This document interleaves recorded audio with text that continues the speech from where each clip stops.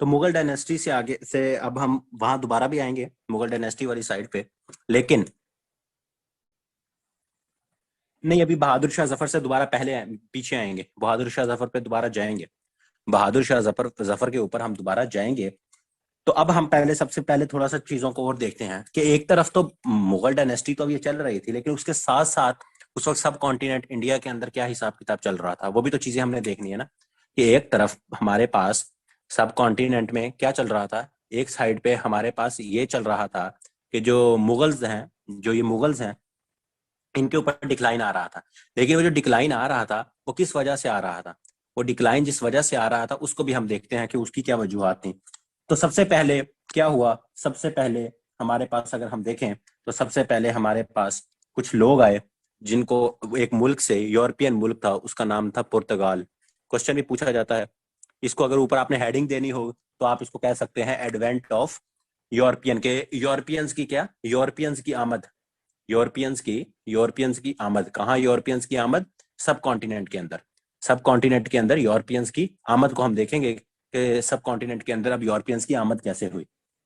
तो पुर्तगाल के लोग जो से हैं वो सबसे पहले 1492 के अंदर जो से हैं, 1492 के अंदर अगर हम देखें तो हमारे पास यहाँ वो उनका जो एक बादशाह था, क्या कहते हैं उसको, कहा जाता है किंग फर्डिनांड।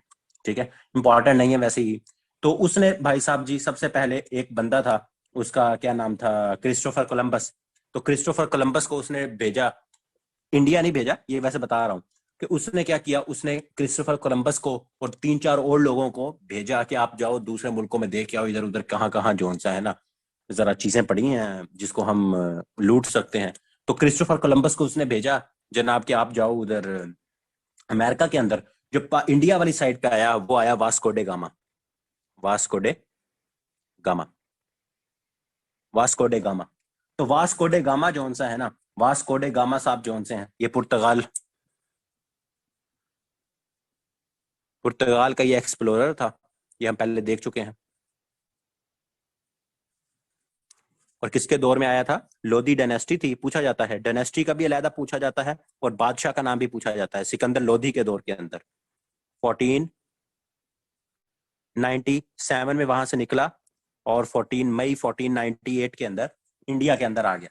1498 के अंदर जो सा है ये इंडिया के अंदर आ गया। और पूछा जाता है ये कहां से होता हुआ आया, साउथ अफ्रीका का Cape of Good Hope, Cape of Good Hope से साउथ अफ्रीका, साउथ अफ्रीका वहां से होता हुआ ये इंडिया में आया, इंडिया में आया। और जब ये इंडिया में आया तो यहाँ जोन सा है, इसलिए यहाँ जोन सा है, इसने आके देखा, फिर जाके इसने वहां वापस रिपोर्ट दी और 1501 के अंदर ही वापस चला गया था। अगर कभी पूछ लिया जाए तो 1501 के अंदर ही रिटर्न बैक, ही रिटर्न बैक। ये जनाब साहब जोन से हैं, ये क्या हुआ, ये वापस चले गए, ये क्या हो गए, ये वापस चले गए। ये जनाब साहब वापस चले गए। फिर यहाँ क्या हुआ, फिर इसके बाद पुर्तगाली आए, पुर्तगाली आए सबसे पहले। ये तो अब आप लोगों ने उम्मीद है नहीं भूलोगे कभी कि सबसे पहले सब कॉन्टिनेंट के अंदर कौन आए, सबसे पहले जोन से हैं वो पुर्तगाल के लोग आए। यहाँ कौन आए, पुर्तगाल के जोन से हैं वो लोग आए।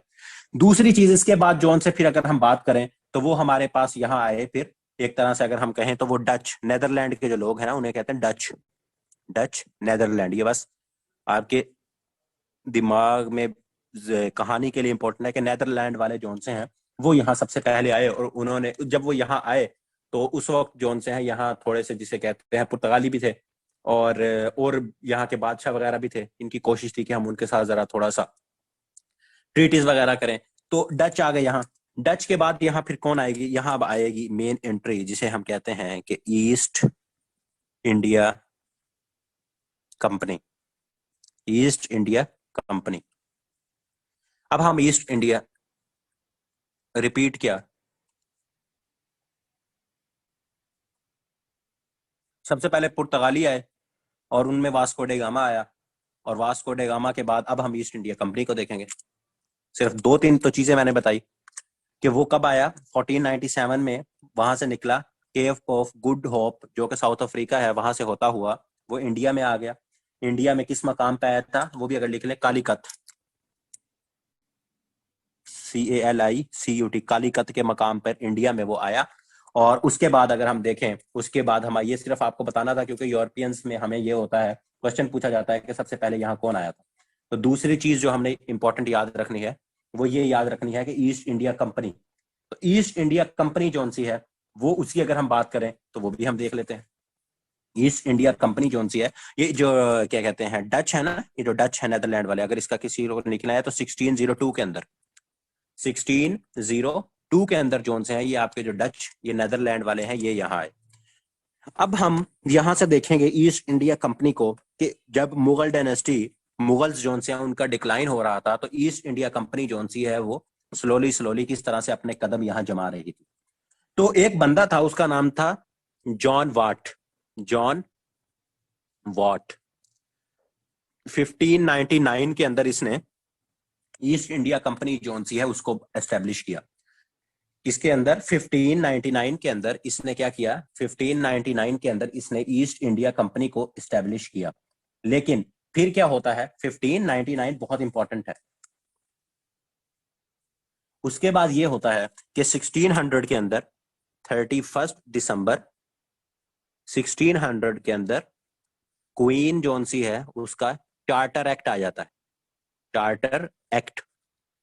उसके तहत क्या होता है, ईस्ट इंडिया, EIC क्या है, ईस्ट इंडिया, जहां भी लिखूंगा east India Company, East India Company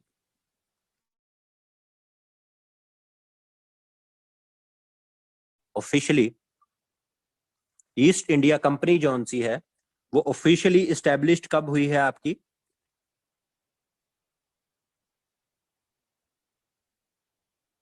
East India company आपकी ऑफिशियली जो सी है वो इस्टेब्लिश कब हुई है, वो क्वीन चार्टर एक्ट के तहत 31 दिसंबर, ये पूरी का पूरा जोन सा है, ये पेपर में पूछा जाता है, 1600 के अंदर ईस्ट इंडिया कंपनी जोन सी है वो आपकी ऑफिशियली जोन सी है वो क्या हो गई, वो इस्टेब्लिश हो गई, वो क्या हो गई, वो इस्टेब्लिश जोन सी है वो हो गई। अच्छा जी, फिर क्या हुआ, फिर यहां ये हुआ कि 1615 के टेन्योर में 1615 के अंदर दो बंदे थे, दो बंदे थे, अगर दो बंदे थे उनकी अगर मैं दोनों की, बल्कि इससे पहले 1605, 1608 और 1615, ये दो ईयर जोन से हैं, इतने इंपॉर्टेंट नहीं है लेकिन फिर भी आपको थोड़ा सा आइडिया होना चाहिए टाइमलाइन बनाने के लिए कि 1608 और 1615, ये दो ईयर में क्या हुआ। 1608 के अंदर एक बंदा था उसका नाम था हॉकिंग, हॉकिंग। ये किसके दरबार में आया, ये जहांगीर के दरबार में आया जो कि मुगल बादशाह था, शहजादा सलीम, जहांगीर कोर्ट। पूछा जाता है जहांगीर के दरबार के अंदर सबसे पहले कौन आया था, कौन से साल में आया था, तो ये ईस्ट इंडिया कंपनी का रिप्रेजेंटेटिव था, इस ये आया और इसने आके क्या कहा, इसने परमिशन मांगी, इसने परमिशन मांगी, इसने परमिशन मांगी, इसने परमिशन किस बात की मांगी, इसने परमिशन मांगी, इसने कहा कि मुझे, हमें जौन सा है वो परमिशन दी जाए। इसने किस बात की परमिशन मांगी, to establish, to establish factory.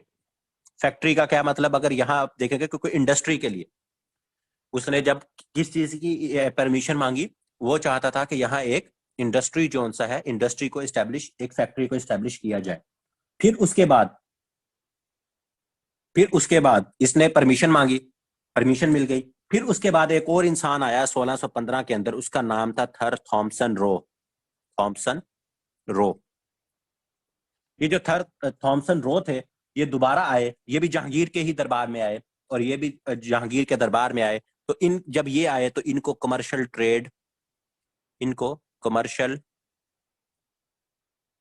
Trade permission मिल गई। तो ये दोनों नाम आपने याद रखने हैं कि सबसे पहले कौन आया था, हॉकिंग आया था जहांगीर के दरबार के अंदर, उसने परमिशन मांगी, परमिशन कुछ कहते हैं मिल गई, कुछ कहते हैं उस तरह से पूरी तरह से नहीं मिली। फिर 1615 के अंदर सर थॉमसन रोय आए, तो थॉमसन रो आए, वो उनको क्या मिल गई, उनको आखिरकार जहांगीर के दरबार से कमर्शियल ट्रेड परमिशन मिल गई। तो ये पूछा जाता है कि जहांगीर के दरबार किस बादशाह ने पहली दफा जोन सी है उनको परमिशन दी थी, तो वो जहांगीर था। और दूसरी उसके अलावा किस बंदे कौन सा बंदा आया था 1615 के अंदर तो जिसको परमिशन मिली थी, तो सर थॉमसन रो थे, सर थॉमसन रो थे। तो उसके बाद जोन सी पोर्ट्स बन गई। और यहाँ एक साथ ही चीज याद रखिएगा, मैंने आपको एक बादशाह का नाम बताया था, उसका नाम था फर्रुख सियार।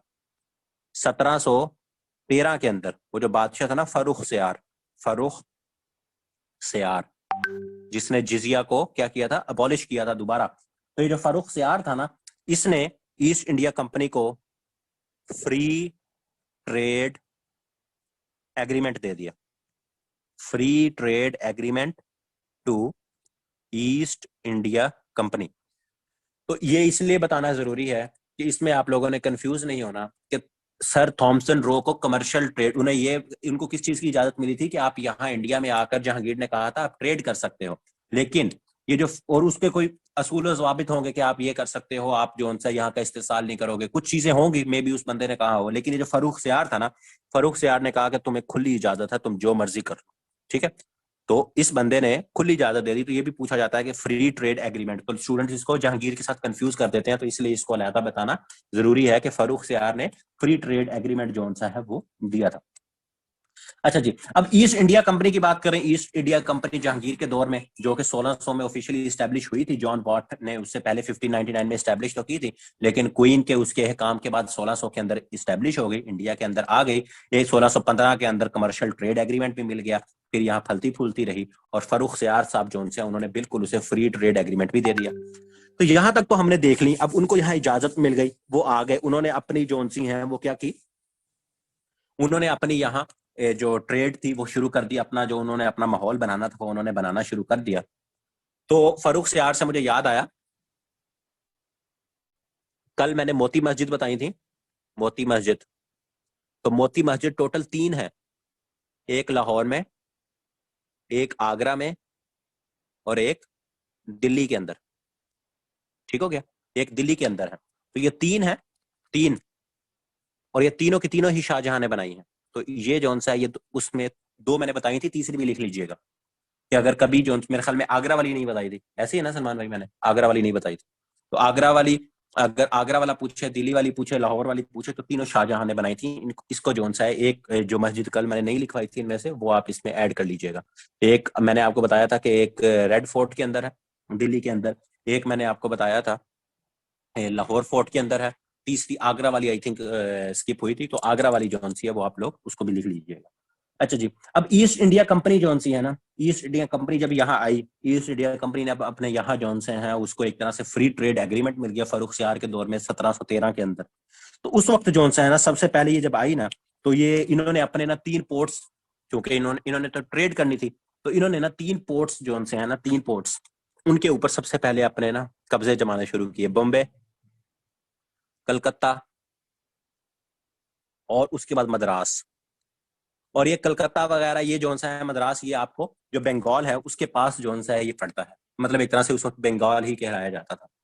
तो सबसे पहले ये हुआ कि जब ये ईस्ट इंडिया कंपनी आई, तो इनको सबसे ज्यादा मुजाहमत कहाँ से, इनको देख जो इनको मुजाहमत मिली, मुगल मुगल का तो जिसे कहते हैं डिक्लाइन हो रहा था, तो वो इनको मिली बंगाल से। इनको कहाँ से मुजाहमत मिली, बंगाल से।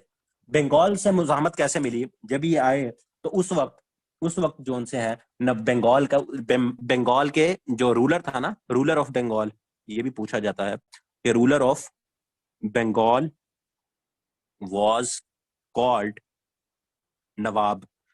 उनको नवाब कहा जाता था, ठीक है। जैसे यहाँ बादशाह कहा जाता है ना, जैसे क्या कहा जाता है, बादशाह, जैसे ये बादशाह अकबर था, बादशाह ये, तो उस वक्त उसको क्या कहा जाता, बंगाल के रूलर को नवाब कहा जाता था। तो जो उस वक्त वहां का रूलर था वो था नवाब सिराजुद्दौला। इंपॉर्टेंट है ये, नवाब सिराजुद्दौला। सिराजुद्दौला जौन सा है, ये क्या था, ये सिराजुद्दौला साहब जौन से हैं, इन्होंने बंगाल के ऊपर, इनकी जौन सी हुकूमत थी, इन्होंने बंगाल एक तरह से फुल कब्जे में लिया हुआ था, और जौन सा है इसके ऊपर इनकी प्रॉपर जौन सी हुकूमत थी। तो ईस्ट इंडिया कंपनी को बंगाल जौन सा है ना, ये चाहिए था। ईस्ट इंडिया कंपनी को ये जो बंगाल है, ये क्या, ये चाहिए था। एक सेकंड रुकना, सॉरी, एक सेकंड।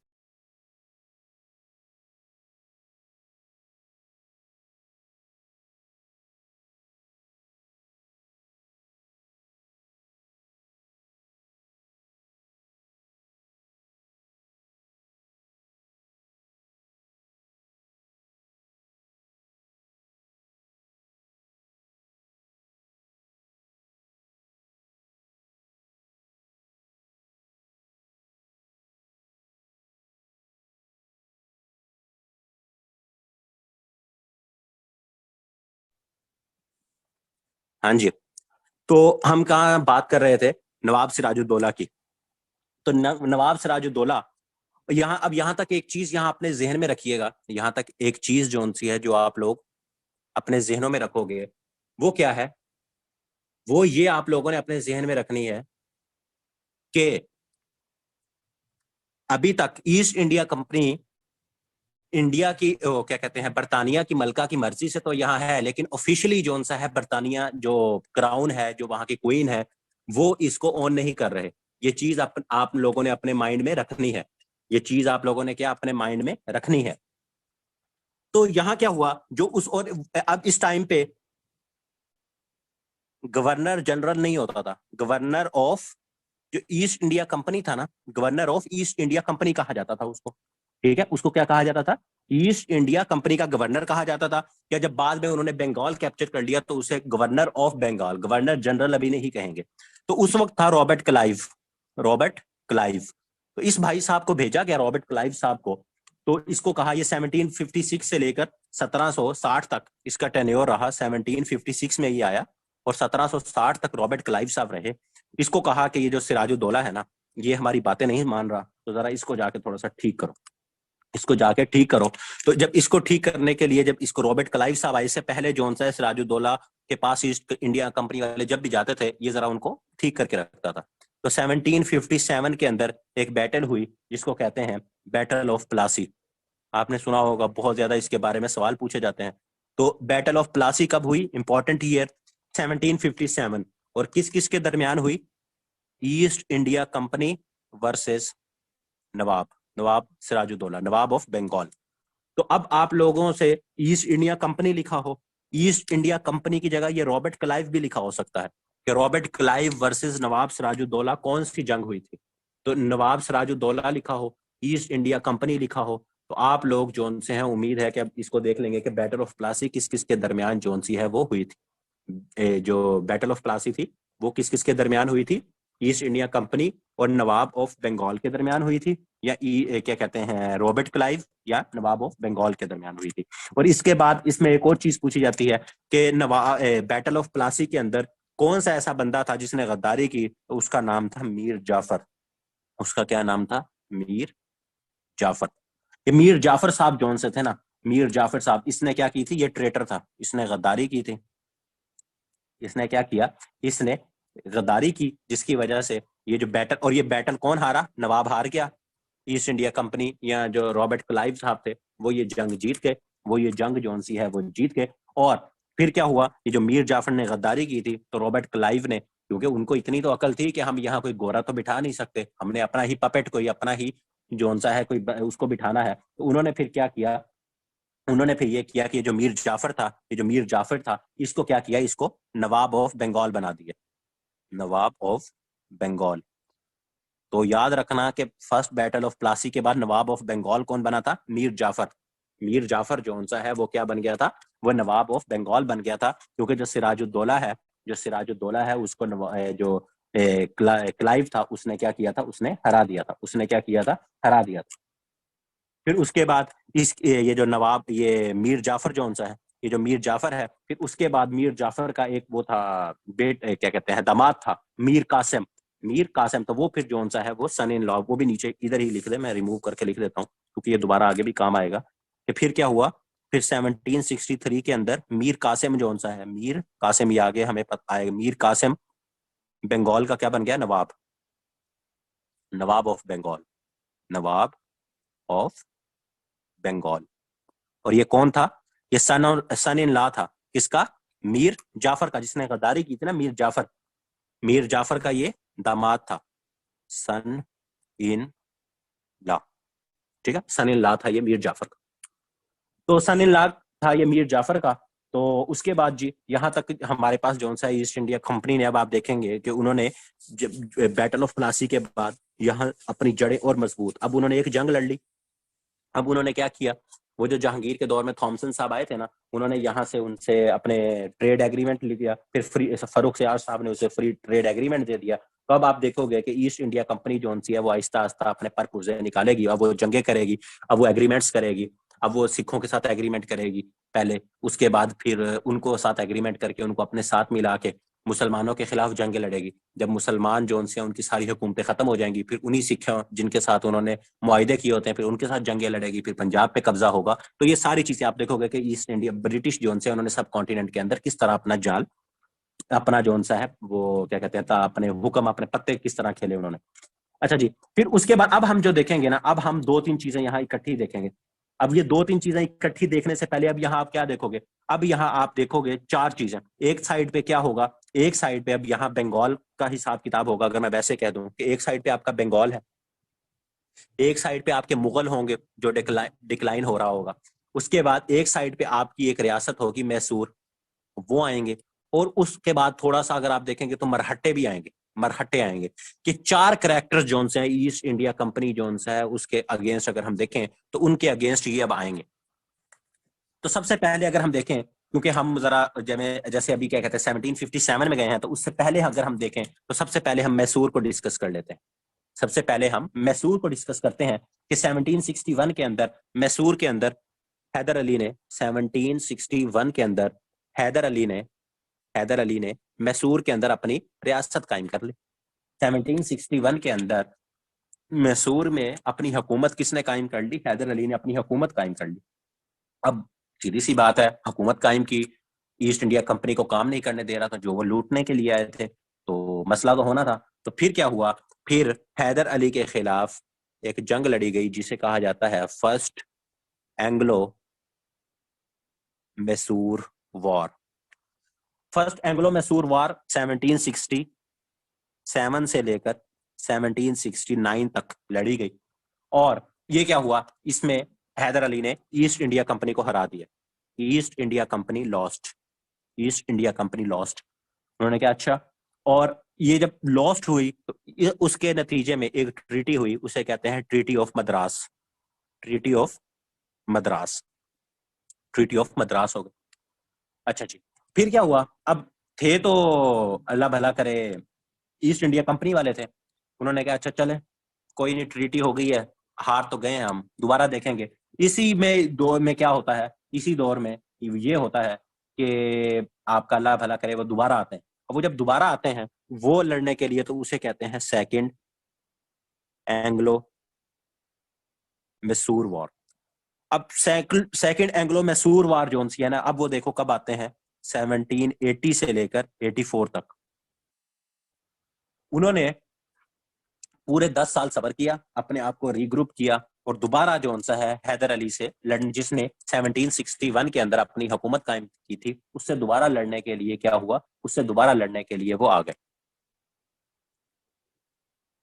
वॉइस इशू नहीं, मेरी साइड पे तो नहीं है, बिल्कुल बिल्कुल ठीक है वॉइस। बाकियों से कंफर्म करवा लो, ना करो यार, मुझे तो बिल्कुल ठीक आ रही है, सिग्नल भी रेड नहीं है। ठीक है ठीक है, हाँ देखें, इधर आपका इशू है।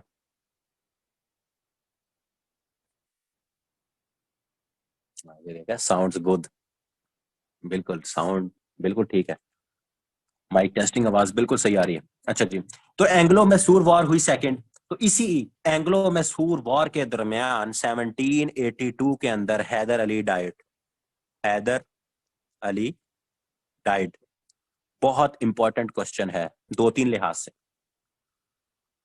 पूछा जाता है, पूछा जाता है कि एक तो ईयर इंपॉर्टेंट, हैदर अली कब फोर्थ हुआ 1782 के अंदर। दूसरा कि कौन सी एंग्लो मैसूर वार के दौरान हैदर अली की वफात हुई। 1780 से 84 तक एक मैसूर एंग्लो मैसूर वॉर चल रही है। एंग्लो का क्या मतलब, इंग्लिश जो से उनको एंग्लो। तो एंग्लो मैसूर वॉर 4 साल के लिए चल रही है, उसके 2 साल उसी वार के दौरान क्या होता है, हैदर अली की डेथ हो जाती है।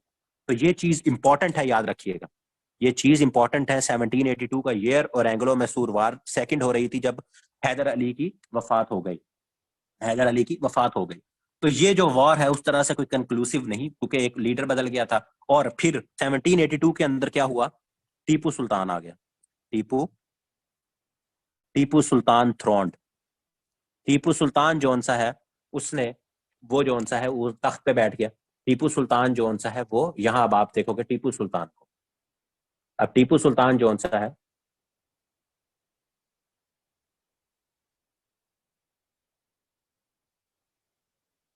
टीपू सुल्तान जो सा है 70, क्योंकि इसके बाद अगर मैं आपको ये भी बताऊंगा कब टीपू सुल्तान जो सा, और इसका बल्कि वो बताने से पहले नाम लिख लो, फतेह अली। टीपू सुल्तान का असल नाम पूछा जाता है तो उसका नाम है फतेह अली। फतेह अली, ये उर्दू में भी पूछ लिया जाता है फतेह अली इसका नाम। वैसे क्या कहते हैं उसमें, ये जो आपका इंडो पाक की हिस्ट्री में जब एमसीक्यूज आता है तो तब भी पूछ लिया जाता है। तो इंडो, ये जो फतेह अली है इसका नाम क्या था, टीपू सुल्तान। और ये 17, और ये कब, इसमें भी वही चीज याद रखिएगा कि टीपू सुल्तान कब जो सा है वो बादशाह बना, second, during second Anglo Mysore war. तो ये थोड़ी सी चीजें जो सी हैं इसको याद रखिएगा कि second Anglo Mysore war important क्यों हो जाती है। एक तो 1780 से 1784 इसके दौरान ये हुआ कि हैदर अली जो सा है वो, उसकी डेथ हो गई, और टीपू सुल्तान जो सा है, टीपू सुल्तान जो सा है, टीपू सुल्तान, ये भाई साहब जो से हैं इसका क्या कहते हैं, और ये टीपू सुल्तान हैदर अली का बेटा था। ये आपको पता होगा, नहीं भी पता तो लिख लें कि ये जो हैदर अली था उसका ये बेटा था। अच्छा जी, तो अब टीपू सुल्तान आ गया और जंग जोन सी है हो रही थी, इसका कोई इतना ऐसा नतीजा नहीं निकला, इसका जोन सा ऐसा जोन सा है वो कोई नतीजा नहीं निकला। तो लेकिन इसमें टीपू सुल्तान का अच्छा खासा नुकसान हो गया। तो सेकंड एंग्लो मैसूर वार में टीपू सुल्तान का अच्छा खासा नुकसान हो गया। इसका अब्बा हजूर जोन से थे वो, उनकी डेथ हो गई। फिर क्या हुआ, और ईस्ट इंडिया कंपनी में ने भी देखा कि ये जोन सा है, अब हमें थोड़े से लोग जो है गद्दार भी अंदर से मिल गए हैं, तो अब इनको हराना जो सा है ना वो आसान है। तो फिर वो क्या हुआ, फिर वो दोबारा वो आते थे 10-10 साल बाद, पता नहीं ये इनको क्या मसला था। 1790 से लेकर 1792, 1792 तक ये क्या हुई, third Anglo Mysore war. Third Anglo Mysore war. अभी जो थर्ड एंग्लो मैसूर वॉर हुई ना, जब थर्ड एंग्लो मैसूर वॉर हुई, तो इसके अंदर क्या हुआ, ये जंग अगर कोई पूछे तो टीपू सुल्तान हार गया। टीपू सुल्तान लॉस्ट।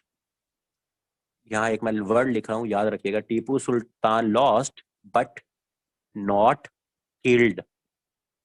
हार गया था, लेकिन हारा कैसे, कि ईस्ट इंडिया कंपनी ने अपनी शराइत के ऊपर, अपनी शराइत, क्यों, जब जंग होती है, जब तलवार फैसला करती है, तो हारा हुआ जो बंदा है जिसका नुकसान हो जाता है, जब एक तरह से कोई पैक्ट साइन होता है, तो उसकी शराइत के ऊपर फैसला नहीं होता, जीते हुए की मर्जी से शराइत तय होती हैं।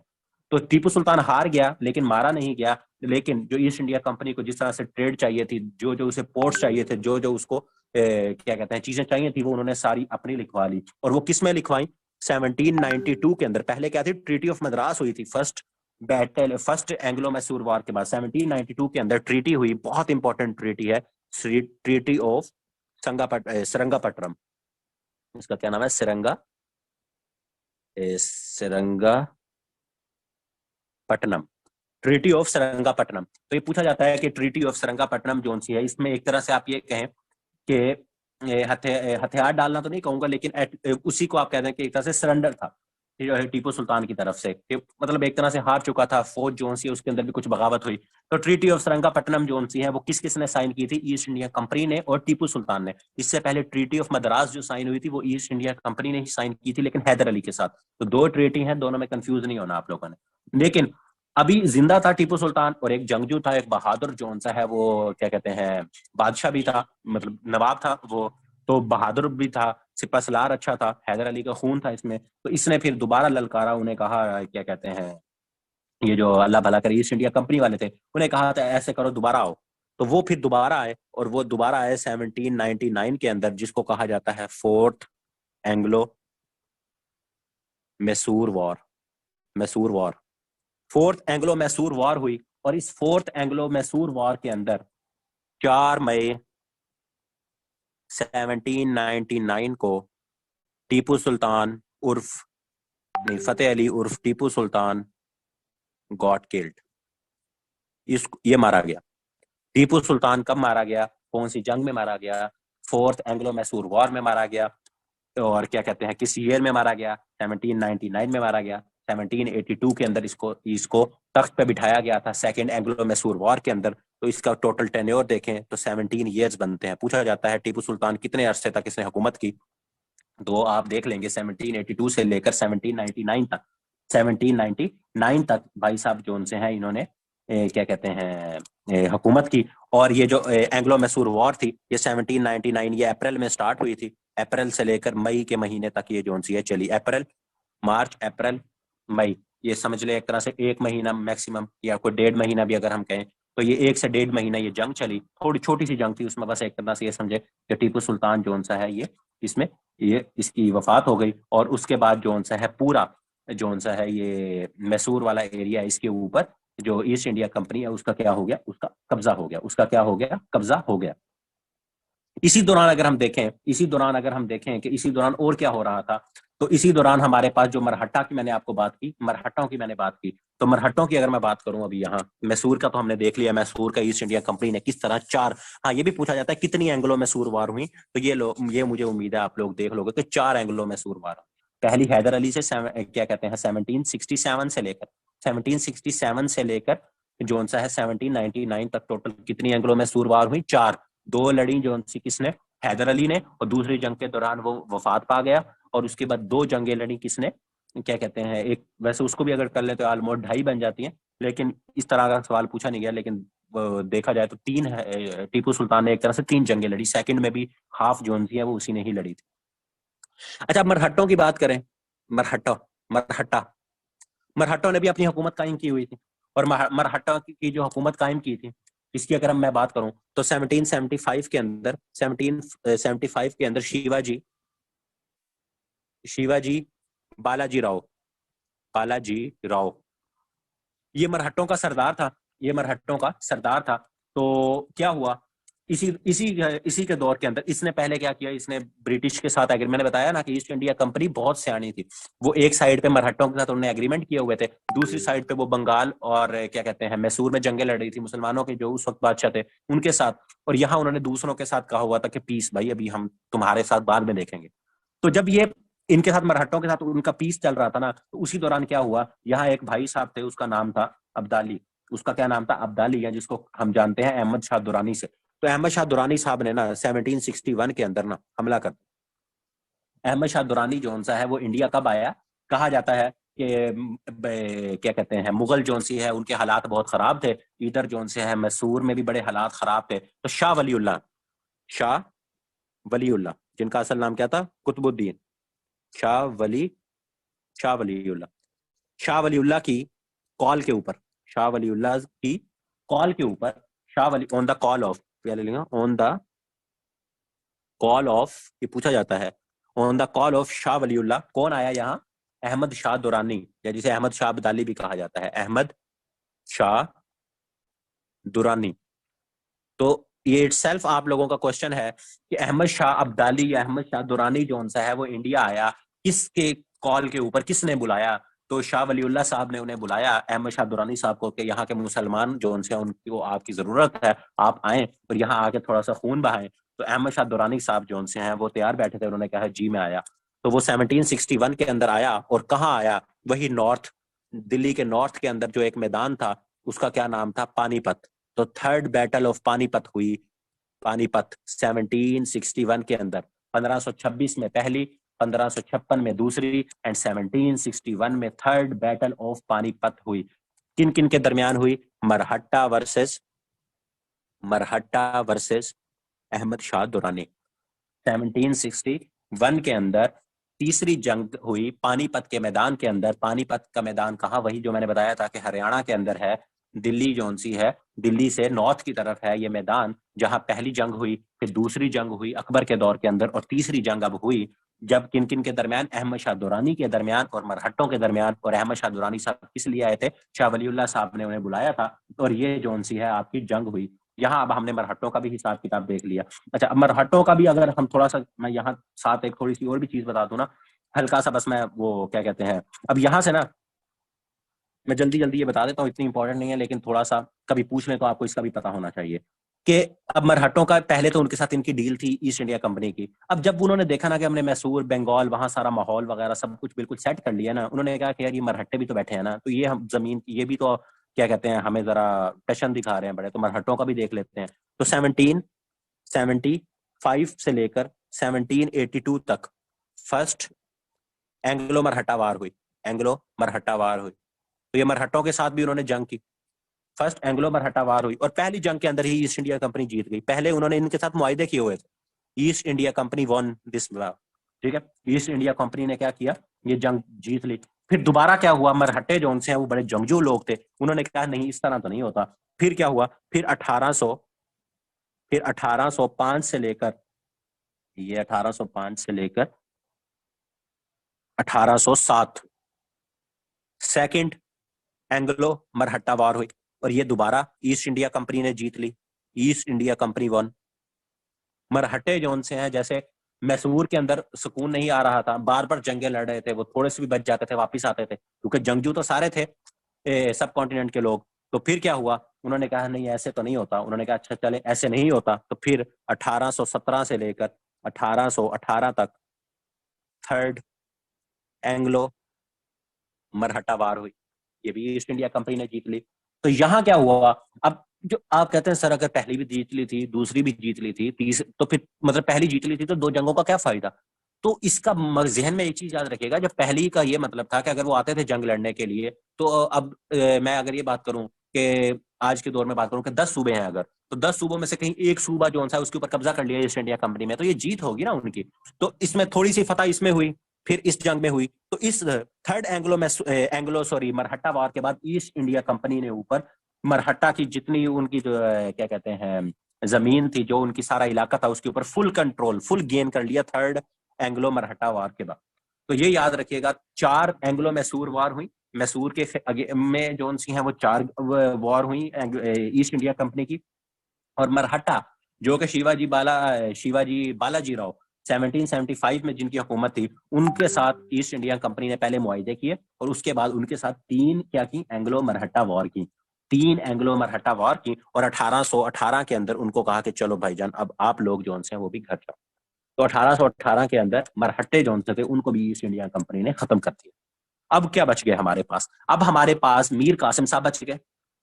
अब हमारे पास मीर कासिम बच गए जो कि मीर जाफर का दामाद था। जंग ऑफ प्लासी के अंदर जिसने गद्दारी की थी मीर जाफर, उसका दामाद बच गया। पानीपत की जंग के अंदर कोई भी नहीं जीता था, अहमद शाह अब्दाली वापस चला गया। इसके बारे में बहुत सारी तजाद राय मिलेंगी आपको। मरहट्टा जौन से एक तरह से जिसे कहते हैं कि वो कहते हैं वापस चला गया था। अहमद शाह अब्दाली जीत, अगर बल्कि बल्कि ये लिख लें, यही लिख लें कि अगर एग्जाम में पूछा जाए ना तो आप यही कहोगे कि अहमद शाह दुरानी कौन जीता था, अब्दाली, अहमद शाह अब्दाली, अब्दाली या दुरानी, ठीक है, वही जीता था। लेकिन फिर वो वापस चला गया था, वही उसने यहाँ कब्जा कुब्जा नहीं किया था, पता नहीं फिर क्या हुआ, लेकिन अहमद शाह अब्दाली ही जीता था, लेकिन फिर वो वापस चला गया था यहाँ से। अच्छा जी, तो अब हम देखेंगे मुगल। इस अब जब मरहट्टे हार गए, मरहट्टों के साथ जंग चल रही है, जब मरहट्टों के साथ जंग चल रही है और वहां से मैसूर फतह हो रहा है, मुगल और बंगाल जोन सा यहाँ क्या हिसाब किताब चल रहा है, मुगल और बंगाल। यहाँ एक और तीसरा जोन सा है, उस नवाब की भी एंट्री होगी, वो मैं दरम्यान में लिख देता हूँ, औध। औध एक इलाका था, वहां का जोन सा है नवाब था एक। औध एक इलाका था, वहां का एक नवाब था। अब ये जोन सी है ना, जंग बहुत इंपॉर्टेंट है। ये उस दौर के अंदर शाह आलम बादशाह था, शाह आलम सेकंड कहते हैं इसको, शाह आलम सेकंड। बंगाल के अंदर आपको मैं बता चुका हूं मीर कासिम की हुकूमत थी, मीर कासिम सन इन लॉ था। ये क्या था, उसका अल्लाह भला करे, मीर जाफर का, ठीक है। तो मीर कासिम साहब की उधर हुकूमत थी। औद के अंदर एक नवाब ऑफ औद था, नवाब ऑफ औद उसे कहा जाता था, उसका नाम था नवाब शुजाउद्दौला। नवाब सिराजुद्दौला जोन है वो बंगाल का, इसमें सबसे ज्यादा पीपीएससी में लोग कंफ्यूज हो जाते हैं। वो क्या कि नवाब सिराजुद्दौला बंगाल का नवाब था, ये था औध, एक रियासत थी औध, ठीक है। औध का नवाब कौन था, शुजाउद्दौला। औध का नवाब कौन था, शुजाउद्दौला। तो शुजाउद्दौला साहब जौन से थे, ये 3 बंदे इकट्ठे हुए, ये एक कमरे में बैठे, इन्होंने एक दूसरे का मशवरा किया। इन्होंने कहा कि हम ऐसे करते हैं, एक फ्री बैठे हुए हैं, बैठ तो जंग कर लेते हैं। उन्होंने कहा चले जंग कर लेते हैं। उन्होंने क्या करनी किसके खिलाफ है, उन्होंने कहा ईस्ट इंडिया कंपनी के खिलाफ ही कर लेते हैं जंग। तो ये तीनों लोग, शाह आलम सेकंड, शुजाउद्दौला, मीर कासिम, ये तीनों लोग इकट्ठे हुए और इन्होंने जंग करने की सोची ईस्ट इंडिया कंपनी के साथ। तो ईस्ट इंडिया कंपनी वाले भी कह रहे थे कि यार अलग अलग आप लोगों से लड़के बहुत तंग आ गए हैं, तो आओ इकट्ठे ही आओ, एक दफा हारो और पूरा इंडिया हमारे हवाले करो और घरों को जाओ अपने। तो ईस्ट इंडिया कंपनी के साथ इन्होंने एक जंग की जिसका नाम है बैटल ऑफ बगजर, बैटल ऑफ बगजर बहुत इंपॉर्टेंट है। बैटल ऑफ बगजर 1764 के अंदर हुई। पूछा जाता है बैटल ऑफ बगजर किस किसने लड़ी। तो बैटल ऑफ बगजर में एक साइड पे ईस्ट इंडिया कंपनी थी, दूसरी साइड पे शाह आलम साहब थे, नवाब ऑफ ओध थे, शुजाउद्दौला साहब थे, और बंगाल का जो नवाब था उसका क्या नाम था। दो नवाब थे। शुजाउद्दौला जो सा ये भी नवाब था, इसको भी वहां के भी बादशाह जो हुक्मरान था उसे नवाब कहा जाता था। तो दो नवाब याद रखिएगा। एक मीर कासिम नवाब था जो कि कहाँ का था, बंगाल का था। दूसरा नवाब ऑफ औध था जिसे शुजाउद्दौला कहा जाता है। और तीसरा जो है वो मुगल उस वक्त जो बचे खुचे थे वहां उनका एक बादशाह था शाह आलम। इन्होंने मिलकर ईस्ट इंडिया कंपनी लड़ी, ईस्ट इंडिया कंपनी के खिलाफ जंग लड़ी। तो उसका नुकसान क्या हुआ, मीर कासिम साहब जो से हैं ये मारे गए। पूछा जाता है मीर कासिम कौन सी जंग में मारा गया था, तो बैटल ऑफ बगजर के अंदर जोन सा है वो मीर कासिम जोन सा है ये मारा गया इस जंग में। बाकी जोन सा शाह आलम आपको पता है वो बादशाह उस वक्त मुगल इतने आराम परस्त हो चुके थे, वो जंग के लिए मैदान में खुद तो आते नहीं थे। तो ये जोन से है ये जंग आसानी के साथ ईस्ट इंडिया कंपनी ने जीत ली। East India Company won, East India Company won this war. उन्होंने ये जंग जीती और इस जंग के बाद एक ट्रीटी हुई बहुत इंपॉर्टेंट, उसे कहा जाता है treaty of Allahabad. Treaty of Allahabad. Allahabad जोन सी ये कब हुई, 1765 के अंदर। ट्रीटी ऑफ इलाहाबाद पूछा जाता है। सब अब देखें यहाँ थोड़ा सा जहन में, एक तो सरंगापट्टनम हुई मैसूर वॉर के बाद। कौन सी मैसूर वॉर के बाद, थर्ड मैसूर वॉर के बाद। और फर्स्ट मैसूर वॉर के बाद ट्रीटी ऑफ मद्रास हुई थी, वो अलहदा ट्रीटी था, उनको आपने याद रखना है। और ट्रीटी ऑफ इलाहाबाद कहाँ हो रही है, treaty of Allahabad battle of Buxar के बाद 1765 के अंदर हो रही है। और ये किस किस के दरमियान, तीन पार्टीज थी। एक साइड पे मुगल आपके पास नवाब थे दो, और ईस्ट इंडिया कंपनी, उनके दरमियान हुई। और इसमें क्या हुआ, जितना जो सा इकोनॉमी का कंट्रोल था ना बंगाल का, वो ईस्ट इंडिया कंपनी के पास चला गया। इकोनॉमिक कंट्रोल था, economic control of Bengal went to EIC. East India Company के पास सारा इकोनॉमिक कंट्रोल टोटल जोन सा आप देखें। अब इस तरह ईस्ट इंडिया कंपनी ने जोन सा है इंडिया के ऊपर कब्जा किया। एक साइड पे उन्होंने क्या किया, एक साइड पे पहले उन्होंने मैसूर बंगाल पे पहले जंग पलासी लड़ी। उसके बाद जोन सा है उन्होंने जब बंगाल पे अपना पपेट बिठाया, फिर उसके बाद एक बंदा सही आया तो वहां से जो मुगल थे उनका डिक्लाइन शुरू हो गया। फिर पलासी से फ्री हुए, मैसूर चले गए। फिर मरहट्टों के साथ भी उन्होंने हिसाब किताब कर लिया। तो ये सारी चीजें जोन सी है ना ये चल रही थी, उन्होंने एक टोटल जोन सा है ना वो कंट्रोल ले लिया था। लेकिन अब यहां तक हम बात करें, यहां तक कंट्रोल तो पूरा ले लिया था, लेकिन अब यहां मसला क्या हुआ था। ईस्ट इंडिया कंपनी जोन सी है वो तो ट्रेड करने आई थी यहाँ। क्या हुआ था, ईस्ट इंडिया कंपनी जोन सी है वो तो ट्रेड करने आई थी यहाँ। ऐसे ही है, एक चीज कंपनी जो कि यहाँ ट्रेड करने आई थी, पैसा बनाने आई थी, अगर वो जंगे लड़ेगी, अगर वो जंगे लड़ेगी तो दिवालिया होगी।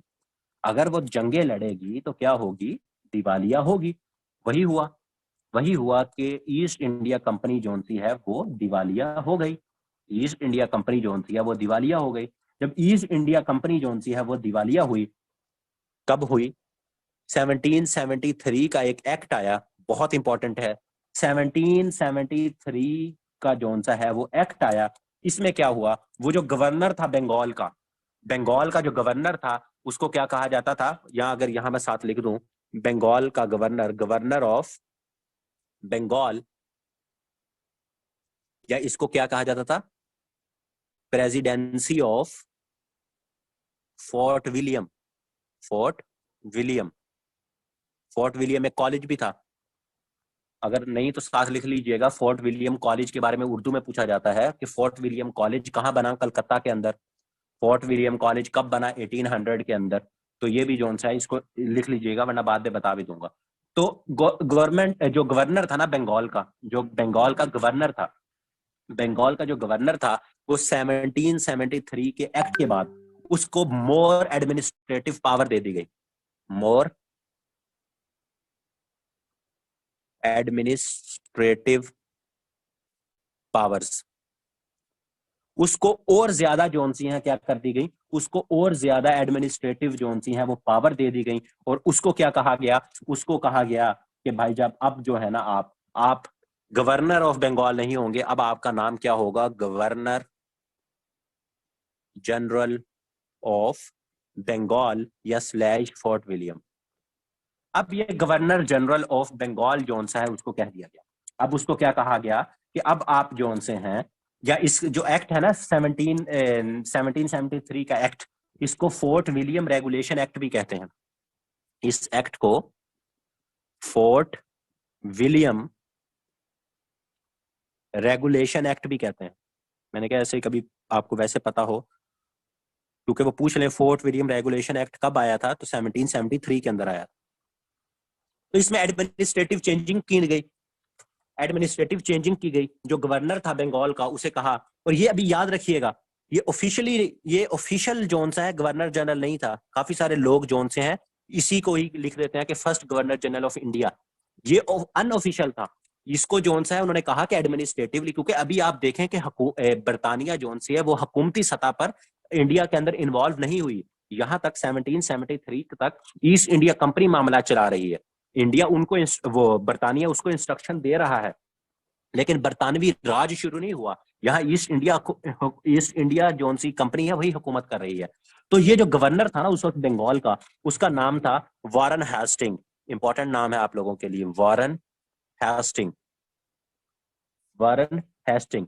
तो ये उस भाई साहब जी गवर्नर थे। तो ये 1773 से लेकर 1785 तक ये भाई साहब उस वक्त कौन थे? ये पहले गवर्नर किसके थे? ईस्ट इंडिया कंपनी के थे। और वही गवर्नर जो है वो बंगाल, उसको गवर्नर ऑफ बंगाल भी कहा जाता था, या गवर्नर क्या कहा जाता था उसको, फोर्ट विलियम भी कहा जाता था। लेकिन 1773 के रेगुलेशन एक्ट के बाद इसको ये क्या बन गया?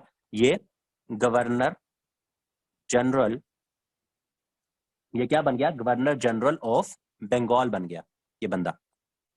ठीक है, इसीलिए आप वॉरेन हेस्टिंग का नाम काफी जगह सुनते होंगे कि ये भाई साहब first governor general of India थे। तो याद रखिएगा, Warren Hasting officially first governor general of India नहीं था। इसको पावर्स एडमिनिस्ट्रेटिवली थोड़ी सी दी गई थी, लेकिन इसको ऑफिशियली, क्योंकि यहाँ तक अभी बरतानिया जोन सा है, उन्होंने अपना जोन सा है जरा आके यहाँ कोई माहौल वगैरह उस तरह से नहीं किया था। उन्होंने सिर्फ ईस्ट इंडिया, और इस एक्ट के अंदर क्या हुआ था, ईस्ट इंडिया कंपनी में एडमिनिस्ट्रेटिव चेंजिंग की थी। ईस्ट इंडिया कंपनी में एडमिनिस्ट्रेटिव चेंजिंग की थी, क्योंकि जंगे लड़ लड़ के वो क्या हो गए थे, दिवालिया हो चुके। लेकिन इसका कोई फायदा ही नहीं हुआ, इस एक्ट का ऐसा कोई फायदा ही नहीं हुआ। तो इंडिया ने जो वो उन्होंने जो क्राउन था वहां, जो मलका क्या कहते हैं, जो बरतानिया था, उस उन्होंने देखा कि यहाँ तो कोई फायदा ही नहीं हुआ। हमने एक्ट भी लिया है, हमने वारन हेस्टिंग को थोड़े से और एडमिनिस्ट्रेटिव इख्तियार भी दे दिए, ईस्ट इंडिया कंपनी जो सी है वो फिर भी दिवालिया हुई जा रही है, हमें जो सा प्रॉफिट भी नहीं कमा के दे रही। तो उन्होंने कहा अच्छा, उन्होंने फिर एक और एक्ट लेके आए। उस एक्ट का नाम था पिट्स एक्ट। पिट्स एक्ट इंडिया एक्ट कहा जाता है, या पिट्स एक्ट ऑफ इंडिया कहा जाता है। पिट्स इंडिया एक्ट हो या पिट्स एक्ट ऑफ इंडिया हो, ये दोनों आपने याद रखने हैं। और ये कब आए? 1784।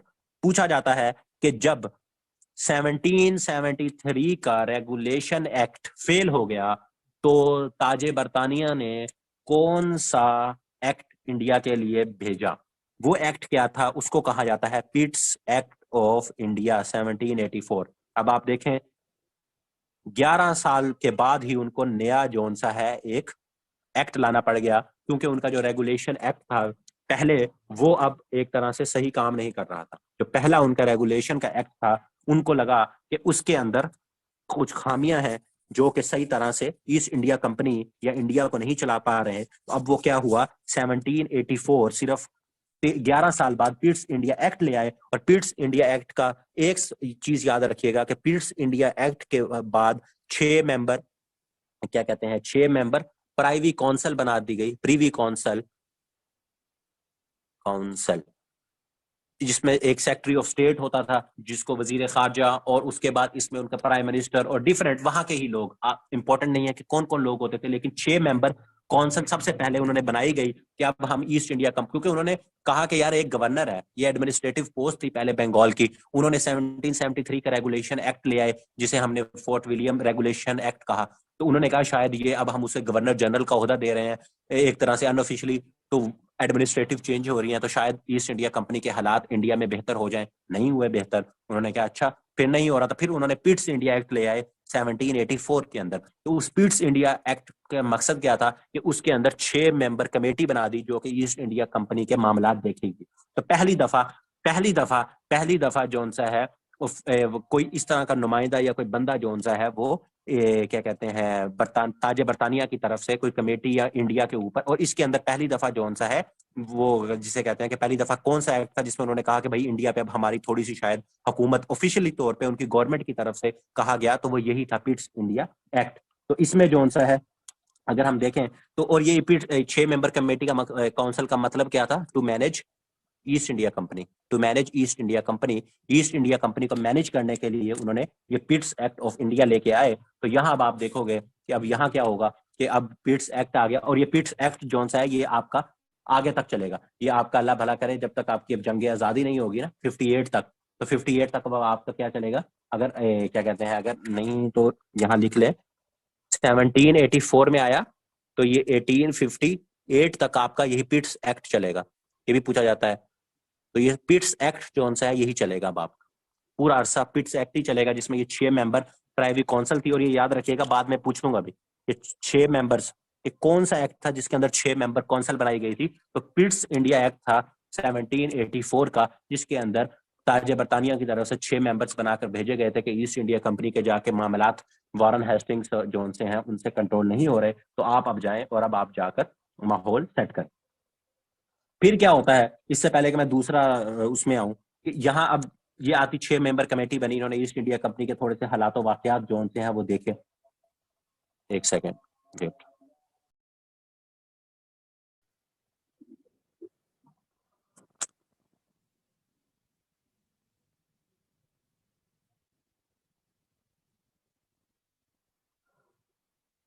जी बिल्कुल, यही समझ लें एक तरह से जीती, मतलब कोई ऐसा जिसे कहते हैं कंक्लूजन नहीं है, लेकिन कहते हैं हिस्टोरियंस की उसने जीती थी। अच्छा, हम यहाँ तक पहुंचे। अच्छा, यहाँ ही साथ ही एक चीज लिख लें इससे पहले कि हम पंजाब के ऊपर आए कि पंजाब में उस वक्त क्या चल रहा था। अभी तो हमने बंगाल देखा और क्या कहते हैं ओद का इलाका देखा, क्या कहते हैं मरहट्टों को देखा। तो वॉरेन हेस्टिंग्स साहब जो आए, जो आपका रेगुलेशन एक्ट आया था 1773 का, तो वो गवर्नर जनरल जो गवर्नर था, सिर्फ जो एडमिनिस्ट्रेशन को देखता था, उसको उसने पूरे बंगाल का क्या गवर्नर जनरल बना दिया। लेकिन अब Aahista Aahista east India company फिर उसके बाद पिट्स एक्ट के बाद जब उनकी 6 मेंबर कमेटी बनी तो जरा स्ट्रांग हो गई। तो फिर क्या हुआ, फिर 1833 के अंदर एक चार्टर एक्ट आया। चार्टर एक्ट बहुत इंपॉर्टेंट है कि कौन से एक्ट के तहत पहला गवर्नर जनरल ऑफिशियली अनाउंस हुआ, तो वो आपका ये चार्टर एक्ट था 1833 के अंदर। उस वक्त जो फोर्ट विलियम का या बंगाल का उस वक्त जो गवर्नर जनरल था, उसका नाम था विलियम बेंटिक। उसका नाम था लॉर्ड विलियम बेंटिक। ये भाई साहब जौन से हैं उस वक्त गवर्नर जनरल थे, गवर्नर नहीं कह रहा, गवर्नर जनरल ऑफ बंगाल थे। ये क्या थे, गवर्नर जनरल ऑफ बंगाल थे जब ये एक्ट आया 1833 के अंदर। और उसके तहत ये इस भाई साहब को क्या कह दिया गया, ये भाई साहब फर्स्ट ऑफिशियल, यहां लिख रहा हूं official, first official governor general of India. जब भी पूछा जाएगा कि इंडिया के पहले गवर्नर जनरल का नाम बताएं तो आप विलियम बेंटिक लिखोगे।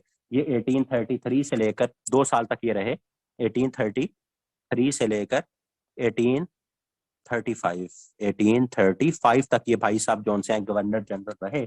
और ये पहले जोन से हैं वो क्या कहते हैं, अल्लाह भला करे, गवर्नर जनरल थे ब्रिटिश इंडिया के। और साथ एक चीज याद रखिएगा, गवर्नर जनरल ऑफ इंडिया भी थे, लेकिन साथ ये गवर्नर जनरल ऑफ बंगाल भी थे अभी तक। ये भी याद रखिएगा, बंगाल जोन सा है वो साथ चल रहा है।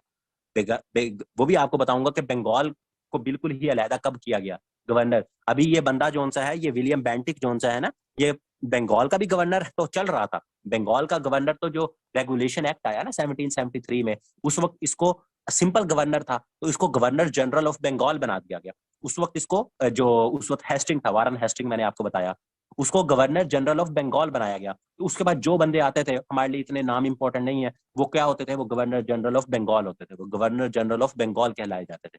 लेकिन 1833 के अंदर चार्टर एक्ट आया, उसमें कहा गया कि ये जो गवर्नर जनरल ऑफ बंगाल है ना, अब ये क्या है, ये पूरे इंडिया का गवर्नर जनरल कहलाया जाएगा। क्योंकि ईस्ट इंडिया कंपनी ने तब तक बहुत ज्यादा ऑलमोस्ट सारी इंडिया के ऊपर कब्जा हो चुका था, फतूहात हो चुकी थी। तो ये चीज में आपने कंफ्यूज नहीं होना कि सबसे पहले सिंपल गवर्नर था जब ईस्ट इंडिया कंपनी यहाँ आई, जैसे लॉर्ड क्लाइव था वो सिंपल गवर्नर था।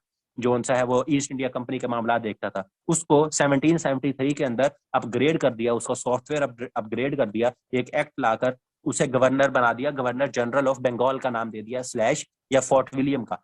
उसके बाद 1833 के अंदर एक चार्टर एक्ट आया, उन्हें कहा कि आप गवर्नर जनरल रहो बंगाल के, लेकिन अब आपके पास ऑफिशियल टाइटल क्या है, आपके पास अब ऑफिशियल टाइटल ये है कि अब आप गवर्नर जनरल ऑफ इंडिया भी कहलाए जाओगे। तो ये थोड़ी सी इसमें चीजें, उम्मीद आप लोगों को इसमें समझ आ गई होगी कि गवर्नर जनरल और ये इसको जोन सा, क्योंकि काफी सारे जोन से वो वारन हेस्टिंग और ये बेंटिंग के ऊपर कंफ्यूज हो जाते हैं, तो उम्मीद है कि अभी इसमें समझ आ गई होगी। अब क्या हुआ, अब ईस्ट इंडिया कंपनी जोन सी है ना, वो आई पंजाब में। हम देखेंगे पंजाब में ईस्ट इंडिया कंपनी कैसे आई, ऊपर बेशक हेडिंग दे लीजिएगा कि ईस्ट इंडिया कंपनी इन पंजाब। यहाँ जोन सी है ना, एक बंदा था, उसका नाम था राजा रंजीत सिंह। राजा रंजीत सिंह, राजा रंजीत सिंह।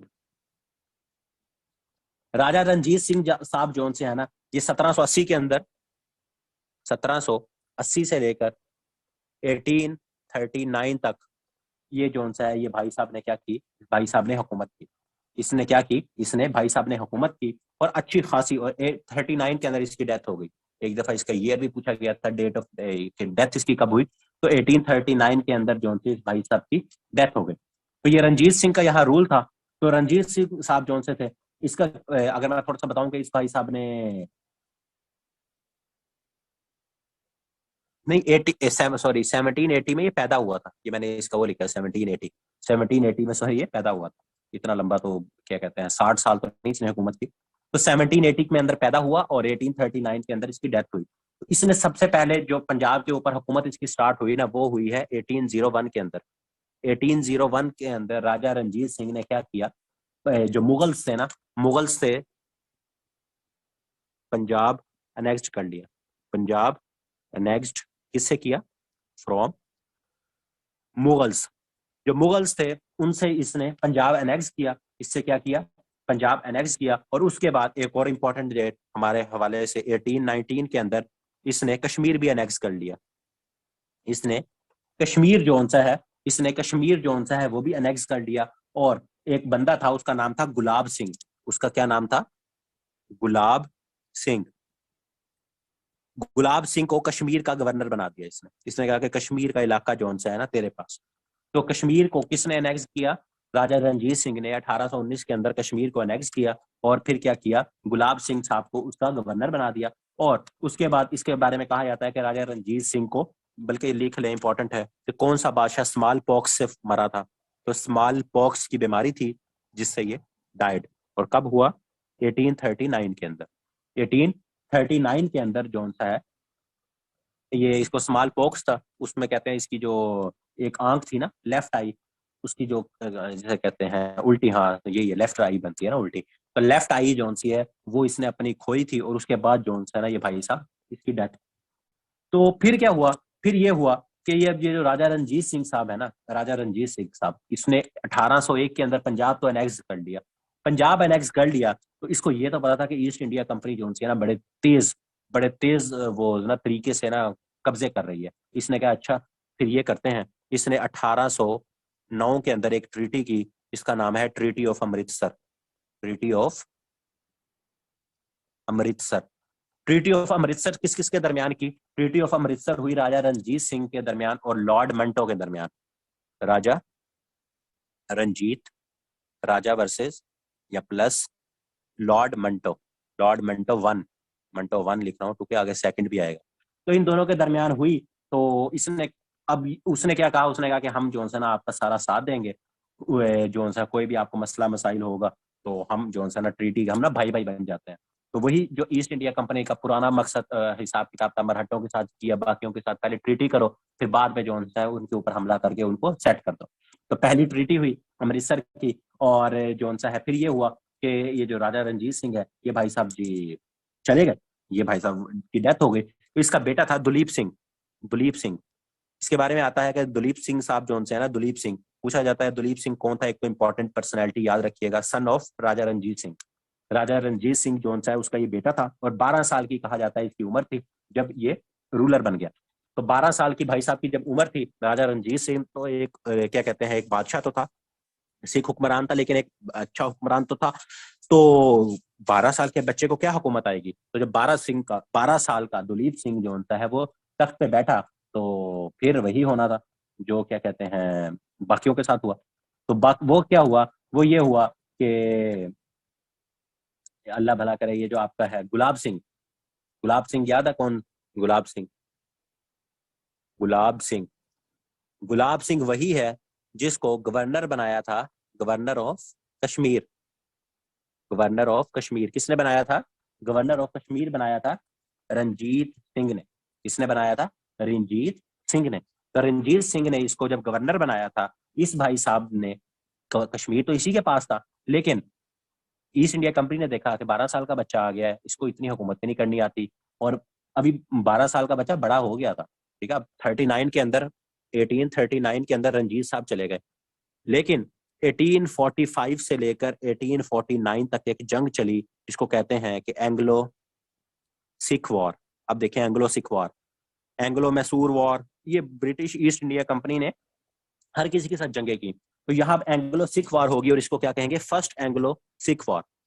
39 में रंजीत सिंह साहब गए, तो आप देख लें ये 39, 6 साल, 6 साल में कितना हो गया होगा जब वो गया, जब इसको बादशाह, तो 18 साल का मैक्सिमम, चले 20 साल का होगा, तो 20 साल का था दुलीप सिंह जब ईस्ट इंडिया कंपनी ने हमला कर दिया। और ईस्ट इंडिया कंपनी ने जो सी है वो, इसे कहते हैं कि 2 जंगें हुई।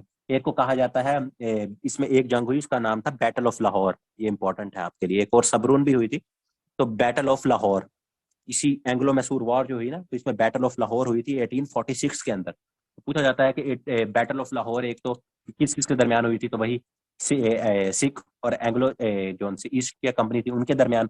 और कब हुई थी? 1846 के अंदर ये हुई थी। और उसके बाद एक बैटल ऑफ गुजरात भी हुई थी, वो भी 1846 के अंदर हुई थी।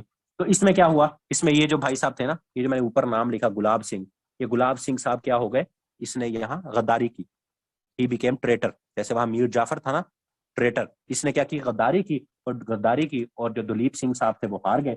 दुलीप सिंह साहब जो उनसे हैं वो हार गए। और फिर यहाँ एक, इसके नतीजे में एक ट्रीटी साइन हुई। उस ट्रीटी को क्या कहा जाता है? उस ट्रीटी को कहा जाता है ट्रीटी ऑफ लाहौर। पहले एक ट्रीटी अमृतसर साइन हुई थी, इसको क्या कहा जाता है? Treaty of Lahore. और ट्रीटी ऑफ लाहौर कब साइन हुई? 1846 के अंदर। किस किस के दरमियान साइन हुई? Duleep Singh versus East India company. और वही ईस्ट इंडिया कंपनी को जो जो यहाँ से मसले मसाइल, जो जो उनको चीजें चाहिए थी, वो इन्होंने क्या किया? वो उन्होंने ले ली दोबारा। जैसे वहां से मैसूर वालों से अच्छी को कहा होगा कि हमें कौन सा है, कोई रोके ना, हम जो सा यहाँ इसी हदूद में जो मर्जी करें, आपका कोई हक नहीं बनता। तो इसी तरह उन्होंने यहाँ जो सा है दुलीप सिंह साहब से भी कहा कि भाई अब जितनी चीजें हैं वो सारी अब हम आपसे लिखवा रहे हैं। और एक तरह से सरेंडर डॉक्यूमेंट उन्होंने साइन करवा लिया। ट्रेटर ये था, अल्लाह भला करे, ये गुलाब सिंह, मैंने ऊपर लिखा तो था गुलाब सिंह, यहाँ लिख देता हूँ।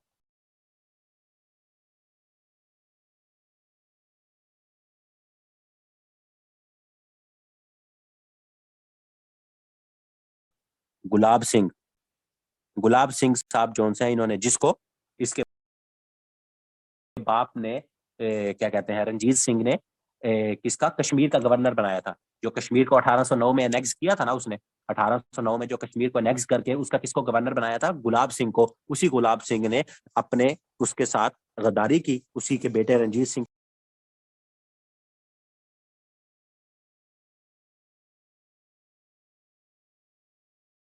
के बेटे के साथ गद्दारी की। और गद्दारी करने के बाद एक ट्रीटी ऑफ अमृतसर जोन सी, सॉरी, लाहौर साइन करवा दी। और इसी तरह जोन सा ईस्ट इंडिया कंपनी ने पंजाब के ऊपर भी अपना कदम जमाना शुरू कर दिया। अब यहाँ इसी साथ बस लिख लीजिएगा, उसके लिए इतनी जंगे तो नहीं हुई, लेकिन क्वेश्चन पूछा जाता है सिंध, ईस्ट इंडिया कंपनी ने सिंध को कब अनेक्स किया था? सिंध की annex annex east India Company ने कब किया था? 1843। तो इसको बस वैसे ही याद रख लीजिएगा, क्योंकि यहाँ कोई जंगे वगैरह वो वैसे ही, वहां जाके वहां तालपुर और बाकी उनकी हुकूमत थी। तो सिंध को अनेक्स ईस्ट इंडिया कंपनी ने कब किया था? 1843 के अंदर। अच्छा जी, उसके बाद फिर क्या हुआ? फिर उसके बाद अब गुलाब सिंह साहब जो थे, अब गुलाब सिंह साहब ने गद्दारी की तो उसको भी तो कोई इनाम मिलना था ना। तो गुलाब सिंह ने कहा ईस्ट इंडिया कंपनी वालों को कि भाई अब मैंने आप लोगों के लिए इतनी बड़ी गद्दारी की है, तो मेरे साथ भी तो कुछ करो। उन्होंने कहा अच्छा। उन्होंने कहा चलो आओ अमृतसर दोबारा आओ, जहां हमने पहले ट्रीटी साइन की थी। उन्होंने अमृतसर बुलाया, ट्रीटी ऑफ अमृतसर साइन हुई, इंपॉर्टेंट। वही साल 1846 के अंदर पहली जो ट्रीटी साइन हुई थी वो रंजीत सिंह की और ईस्ट इंडिया कंपनी की साइन हुई थी। लॉर्ड मंटो थे वहां, ठीक है। यहाँ जौन सी किस किस के दरमियान साइन हो रही है, क्योंकि इन दोनों में क्योंकि स्टूडेंट कंफ्यूज हो जाते हैं, Gulab Singh versus East India Company. तो ये इंपॉर्टेंट चीज याद रखिएगा, एक ट्रीटी ऑफ अमृतसर साइन हुई है पहले कि हम एक दूसरे जंग नहीं करेंगे, भाई भाई बन के रहेंगे, एक दूसरे के साथ अच्छी अच्छी बातें करेंगे। तो वो क्या कहते हैं, ईस्ट इंडिया कंपनी और अल्लाह भला करे वो रंजीत सिंह के साथ हुई थी। दूसरी अमृतसर की जो ट्रीटी 1846 के अंदर साइन हुई है, ये वो जो जिसने गद्दारी की थी गुलाब सिंह, उस गुलाब सिंह और ईस्ट इंडिया कंपनी जोन सी है उसके दरमियान हुई थी, जिसके बारे में सबसे ज्यादा सवाल पूछे जाते हैं कि वो जो गुलाब सिंह को कश्मीर बेच दिया था ना, क्योंकि उससे पहले तो ये रंजीत सिंह की मलकियत था। रंजीत सिंह ने इस गुलाब सिंह को क्या किया था, वहां का गवर्नर बनाया था कि भाई आपने वहां के इंतजाम देखने हैं, आप वहां के मालिक नहीं हो, कश्मीर मेरा है। लेकिन जब गुलाब सिंह आया तो गुलाब सिंह ने कहा कि भैया मुझे कोई इनाम दो। तो ईस्ट इंडिया कंपनी ने फर्स्ट एंग्लो सिख वार में गद्दारी की वजह से, गद्दारी के इवज, वजह क्या कहूंगा, इवज ही कहूंगा, गद्दारी के इवज कश्मीर जोन सा है इस भाई साहब को दे दिया। और कितने में दिया, 7.5 मिलियन। पूछा जाता है कितने, 7.5 मिलियन। पूरा लिखिए, नानक शाही रुपीज, नानक शाही रुपीज। अगर अकेले रुपीज की ऑप्शन हो तो वो टिक करिएगा, अगर नानक शाही रुपीज हो तो ये भी आप लोग लिखिएगा। और ये किस क्या बेचा, कश्मीर बेचा, ठीक है, कश्मीर बेचा था। क्या कहते हैं, ईस्ट इंडिया कंपनी ने, ईस्ट इंडिया कंपनी ने कश्मीर जोन सा है वो गुलाब सिंह को दे दिया।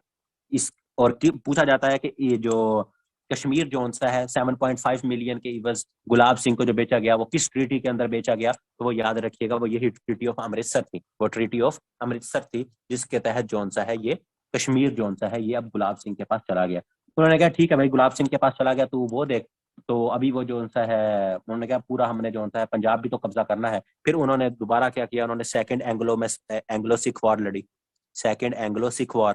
तो ये एंग्लो सिख वॉर जो सेकंड थी, ये 1848 से लेकर 1849 तक चली। और ये 49 का ईयर आप लोगों को सबको काफी सारों को आइडिया होगा।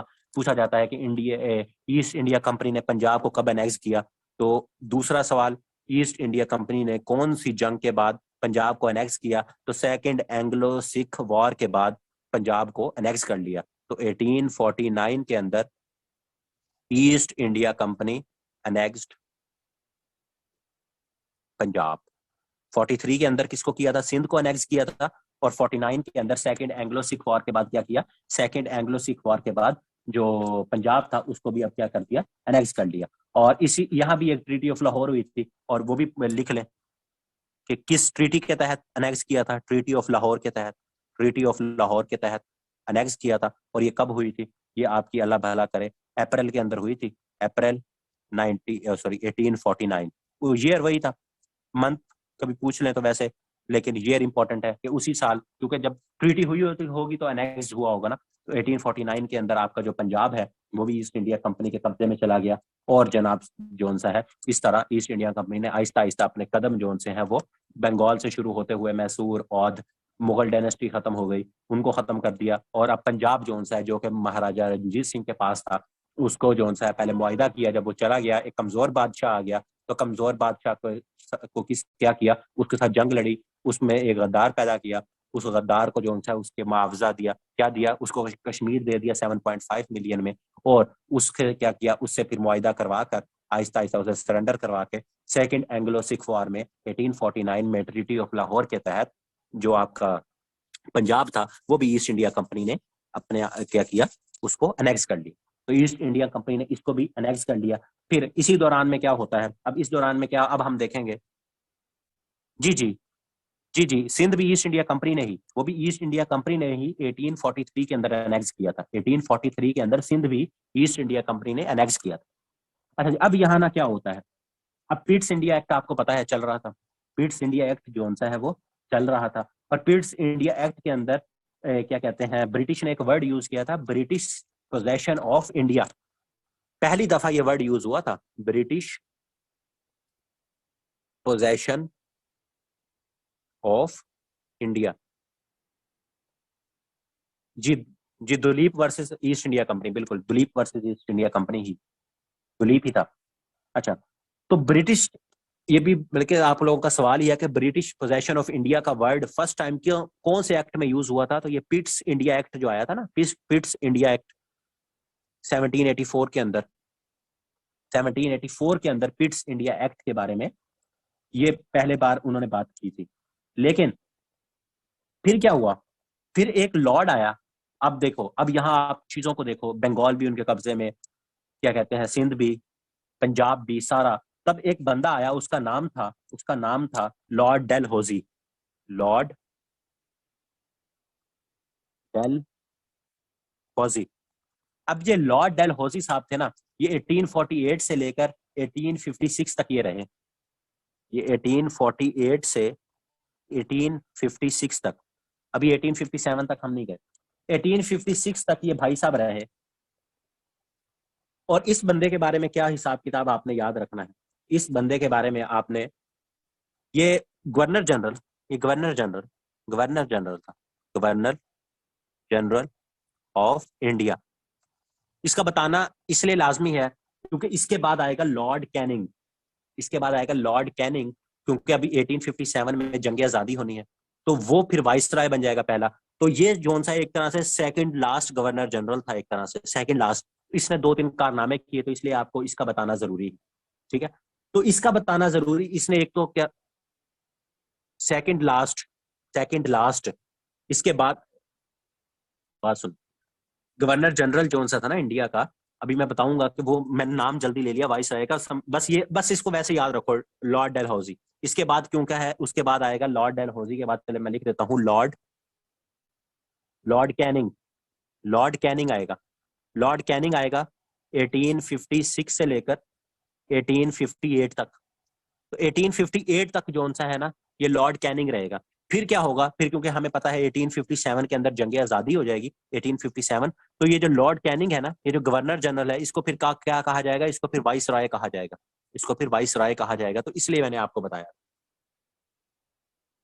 जी जी, बंगाल के भी थे, ये बंगाल के भी थे, लेकिन ये समझ लें एक तरह से आखिरी था, उसकी चक्कर में ना जाए, वो फिर बाकी जो है ना कंफ्यूज हो जाएंगे, तो उसको छोड़ दो, बंगाल को, बंगाल वाला। अगर किसी ने लिखना है, तो ये लिख लेना कि ये जो लॉर्ड डेलहौजी था ना, ये first governor general of India था, लेकिन ये गवर्नर जनरल ऑफ, ऐसा first governor general of India था जो कि गवर्नर ऑफ बंगाल नहीं था।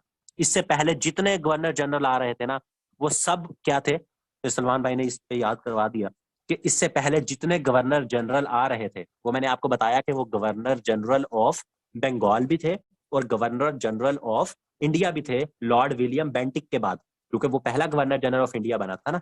लेकिन ये लॉर्ड डेलहौजी, इसलिए मैंने आपको बताया कि ये लिखना क्यों इंपॉर्टेंट है, कि ये वाहिद बंदा था कि ये first governor general of India था, लेकिन ये गवर्नर जनरल ऑफ बंगाल जो है वो नहीं था। उन्होंने कहा कि अब भाई पूरे इंडिया के ऊपर कब्जा हो गया, बंगाल क्या, सारा ही हमारी मलकियत है, तो इसको गवर्नर जनरल ऑफ बंगाल नहीं कहा जाता, बाकी सबको गवर्नर जनरल ऑफ इंडिया भी कहा जाता है, गवर्नर जनरल ऑफ बंगाल भी कहा जाता है। ये लॉर्ड डेलहौजी साहब वाहिद गवर्नर जनरल थे जिनको गवर्नर जनरल ऑफ इंडिया नहीं कहा जाता। तो इनके बारे में मैं चीजें बता रहा था, ये वाइस राय, ये चीजें फिर मैं दोबारा बताऊंगा, अगर दोबारा लिखना है तो डेलहौजी के बाद लॉर्ड कनिंग आए थे, ये दोबारा चीजें हम देखेंगे। तो डेलहौजी के बारे में बात सुन लें। एक तो आपने सुन ली कि ये पहले जोन से गवर्नर जनरल ऑफ इंडिया थे जो कि गवर्नर जनरल ऑफ बंगाल नहीं थे, वरना इससे पहले जितने गवर्नर जनरल आए थे, लॉर्ड विलियम बेंटिक के से लेकर आगे तक, वो सारे गवर्नर जनरल ऑफ इंडिया भी थे। इस भाई साहब ने क्या किया, इनके बारे में जो क्वेश्चन पूछा जाता है, इन्होंने एक डॉक्ट्राइन इंट्रोड्यूस करवाया, उसे कहते हैं doctrine of lapse. Doctrine of lapse पूछा जाता है कि डॉक्ट्राइन ऑफ लैप्स किसने इंट्रोड्यूस करवाया, 1848 के अंदर ये इंट्रोड्यूस करवाया। इसमें यह था कि पहले जितनी जोन सी हैं वो रियासतें थी ना, उन रियासतों के अंदर अगर किसी का कोई जैसे कोई बादशाह था, वो मर जाता था, तो उसके बच्चे उसको संभाल लेते थे। तो इसने क्या किया, इसने कहा कि अगर कोई रियासत है ना, और उस जो बादशाह है उसके आगे कोई औलाद नहीं है, तो वो किसी और को नॉमिनेट नहीं कर सकता, वो जो रियासत है ना, वो हमारे ईस्ट इंडिया कंपनी के पास चली जाएगी। वो जोन सी है वो किसके पास, ईस्ट इंडिया कंपनी के पास जोन सी है, पूरी की पूरी रियासत चली जाएगी। तो ये था उसका डॉक्ट्रिन ऑफ लैप्स। तो इस वजह से ये लॉर्ड डलहौजी जोन सा है, ये पढ़ाना इंपॉर्टेंट था। एक तो ये पहला गवर्नर जनरल था जो कि गवर्नर जनरल ऑफ बंगाल नहीं था, और दूसरा ये कि ये भाई साहब डॉक्ट्रिन ऑफ लैप्स लेके आया, जिसमें ये था कि अगर किसी बादशाह की कोई औलाद नहीं है तो वो किसी और को नॉमिनेट नहीं कर सकता, तो उसकी जो पूरी रियासत है, मतलब बादशाह तो नहीं कहूंगा, नवाब कहूंगा, तो वो जो पूरी रियासत है, वो रियासत कौन सी है, ब्रिटिश इंडिया के पास, जो उस वक्त ईस्ट इंडिया कंपनी थी उसके पास चली जाएगी, ब्रिटिश पोजेशन में वो चली जाएगी। फिर इसके बारे में कहा जाता है कि इसने सबसे पहला इंजीनियरिंग कॉलेज इस बंदे ने इंडिया के अंदर खोला था। फर्स्ट इंजीनियरिंग कॉलेज पूछ लिया जाए किसने खोला था इंडिया के अंदर, तो यही बंदा था डलहौजी। उसके बाद इंडिया के अंदर जो सा है टेलीग्राफ का सिस्टम सबसे पहले यही लेके आया, टेलीग्राफ का अंदर टेलीग्राफ।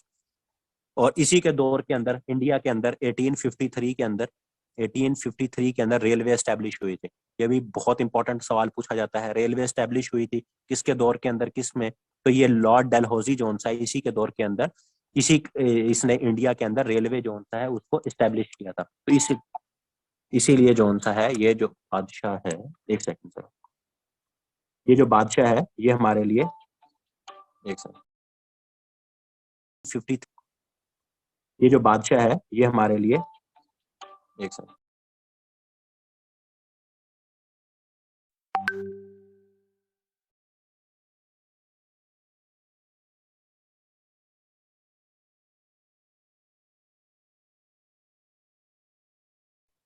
अच्छा जी।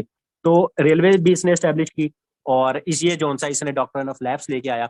और जैसे मैंने आपको बताया कि अब क्या होगा, अब हम देखें कि अब हम 1856 तक पहुंच गए हैं। अब 1857 के अंदर म्यूटिनी, जिसे बगावत कहते हैं या जिसे वॉर ऑफ इंडिपेंडेंस मुसलमान कहते हैं, ब्रिटिश जो हैं वो उसे म्यूटिनी कहते हैं। हल्का सा आपको इसका भी टच दे दूं, वैसे तो बस यहाँ तक ही हमने आज करना है, लेकिन वैसे आपको बता दूं क्योंकि वो आप लोगों को गवर्नर जनरल वाला ना वो ना चीज क्लियर कर दूं। 1857 में क्या होगी आपकी वॉर ऑफ इंडिपेंडेंस, हम जिसे कहते हैं war of independence, war of independence होगी अब आपकी, ठीक है, वहां से हम स्टार्ट करेंगे चीजों को। तो वॉर ऑफ इंडिपेंडेंस के बाद एक एक्ट आएगा, उसे कहते हैं 1858 का इंडियन एक्ट, ठीक है। तो 1858 का जो इंडियन एक्ट आएगा ना, उसमें ये होगा कि अब क्या था कि मैंने बताया ईस्ट इंडिया कंपनी सब कुछ चला रही थी। अब यहाँ क्या होगा, इस एक्ट के बाद ब्रिटिश ऑफिशियली यहाँ का कंट्रोल संभाल लेंगे, ब्रिटिश ऑफिशियली वो क्या कहते हैं, ऑफिशियली कंट्रोल इंडिया। तो पहले जो सा था ना गवर्नर जनरल, पहले जो था वो क्या था, वो था आपका अल्लाह भला करे गवर्नर जनरल। तो गवर्नर जनरल जो सा था ना, गवर्नर जनरल अगर मैं यहां लिखूं गवर्नर जनरल, तो वो थी, मैंने आपको बताया क्या थी, administrative post, administrative post. Administrative post के उनका एक क्या कहते हैं, उन्होंने एक बंदा भेजा हुआ था, वो इसको समझ रहे थे एक मुल्क है ना, वो इसको एक डिपार्टमेंट समझ रहे थे कि ये एक डिपार्टमेंट है, उसके लिए जो सा है गवर्नर जनरल है, वो एडमिनिस्ट्रेटिव पोस्ट है, वो वहां की चीजें देख रहा है कि अच्छा किसको लटकाना है, किसको गोलियां मारनी है, किसका जंग करनी है, किसको क्या चीज देनी है। तो वो एक एडमिनिस्ट्रेटिव पोस्ट थी। जब 1858 का एक्ट आ जाएगा ना, 1858 का एक्ट आ जाएगा, इस एक्ट के बाद क्या होगा कि अब ऑफिशियली तौर पर ब्रिटिश यहाँ आ जाएंगे।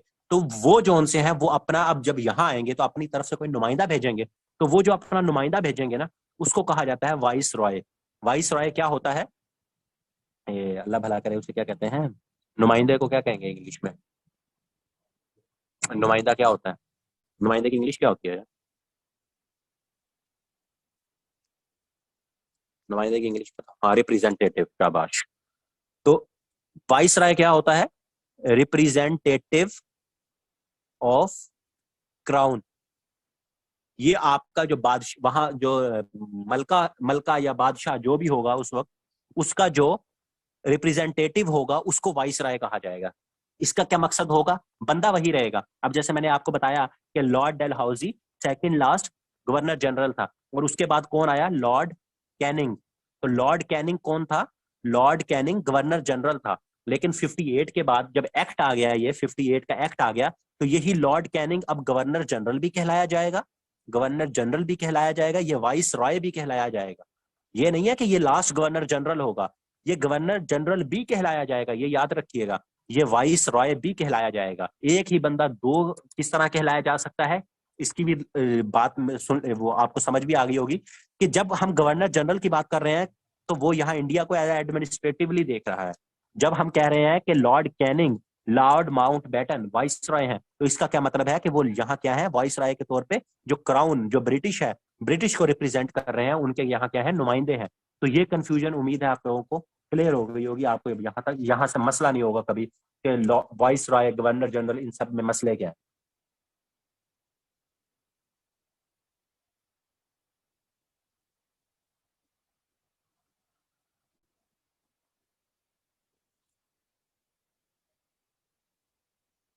यहाँ तक क्लियर है? अब समझ आई वाइस रॉय और गवर्नर जनरल?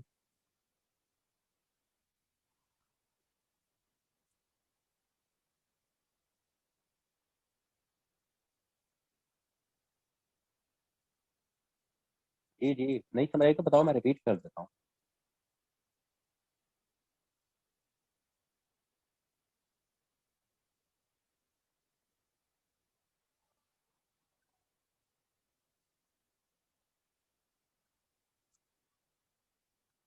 देखो ना, मेरी बात सुनो। एक बंदा था, हम कहानी बनाते हैं चलो। 17 ब्रिटिश जोन सा 1600 के अंदर ईस्ट इंडिया कंपनी बन गई।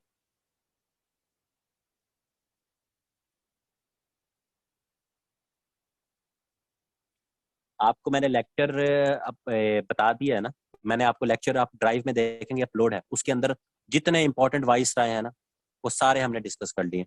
और अभी ये क्या कहते हैं, विलियम बेंटिक से लेकर, या उससे पहले जो हैस्टिंग था वहां से लेकर आगे तक जो उनसे, अगर ये आप लोगों ने करने हैं तो एक गूगल सर्च की उसकी दूरी के पे ऊपर है। इंपॉर्टेंट कोई नहीं है, मुझे खुद भी नहीं याद, ना मैंने जो उनसा है वो कभी पढ़ाए हैं, ना मैं पढ़ाऊंगा, क्योंकि इंपॉर्टेंट नहीं है। अगर किसी ने देख, जो इंपॉर्टेंट है ना, जैसे लॉर्ड डेलहाउजी है, विलियम बेंटिक है, वॉरेन हास्टिंग है, मेंटो वन है, ये मैंने बताया कि जहां जहां इनके नाम, इनके रिलेटेड जो चीजें पूछी जाती हैं, सारे ना आप लोग याद कर सकोगे। हाँ, वाइस राय जो इंपॉर्टेंट है वो मैंने आपको सारे, जो लेक्चर मैंने आपको भेजा है उसमें वाइस राय भी हैं, वो आपने करने भी हैं, वो आपको याद भी हो जाएंगे।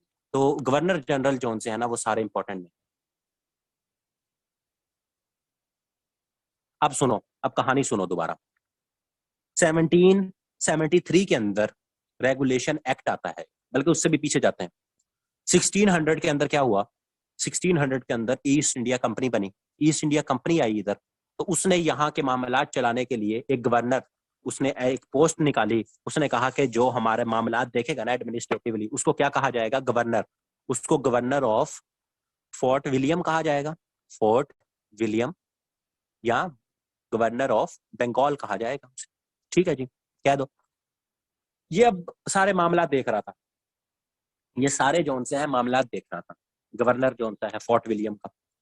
अच्छा जी, फोर्ट विलियम का मामला ये देख रहा था, तो जंगें लड़ी, जंगों का शौक था, दिवालिया हो गई, और भी ब्रिटिश जोन सी हैं। और क्योंकि ये ईस्ट इंडिया कंपनी जोन सी थी ना, ये ईस्ट इंडिया कंपनी, ये कंपनी तो प्राइवेट थी, मतलब प्राइवेट मतलब एक वो थी, लेकिन ये क्या करती थी, ये बहुत ज्यादा हिस्सा, ये बहुत ज्यादा सरमाया जो यहाँ से पैसा निकालते थे, आए क्या थे, पैसा लेने आए, पैसे निकालने आए थे ना, यहाँ से माल लूटने आए थे। यहाँ यहाँ कोई हमें रेल गाड़ियां तो बना के देने नहीं आए थे।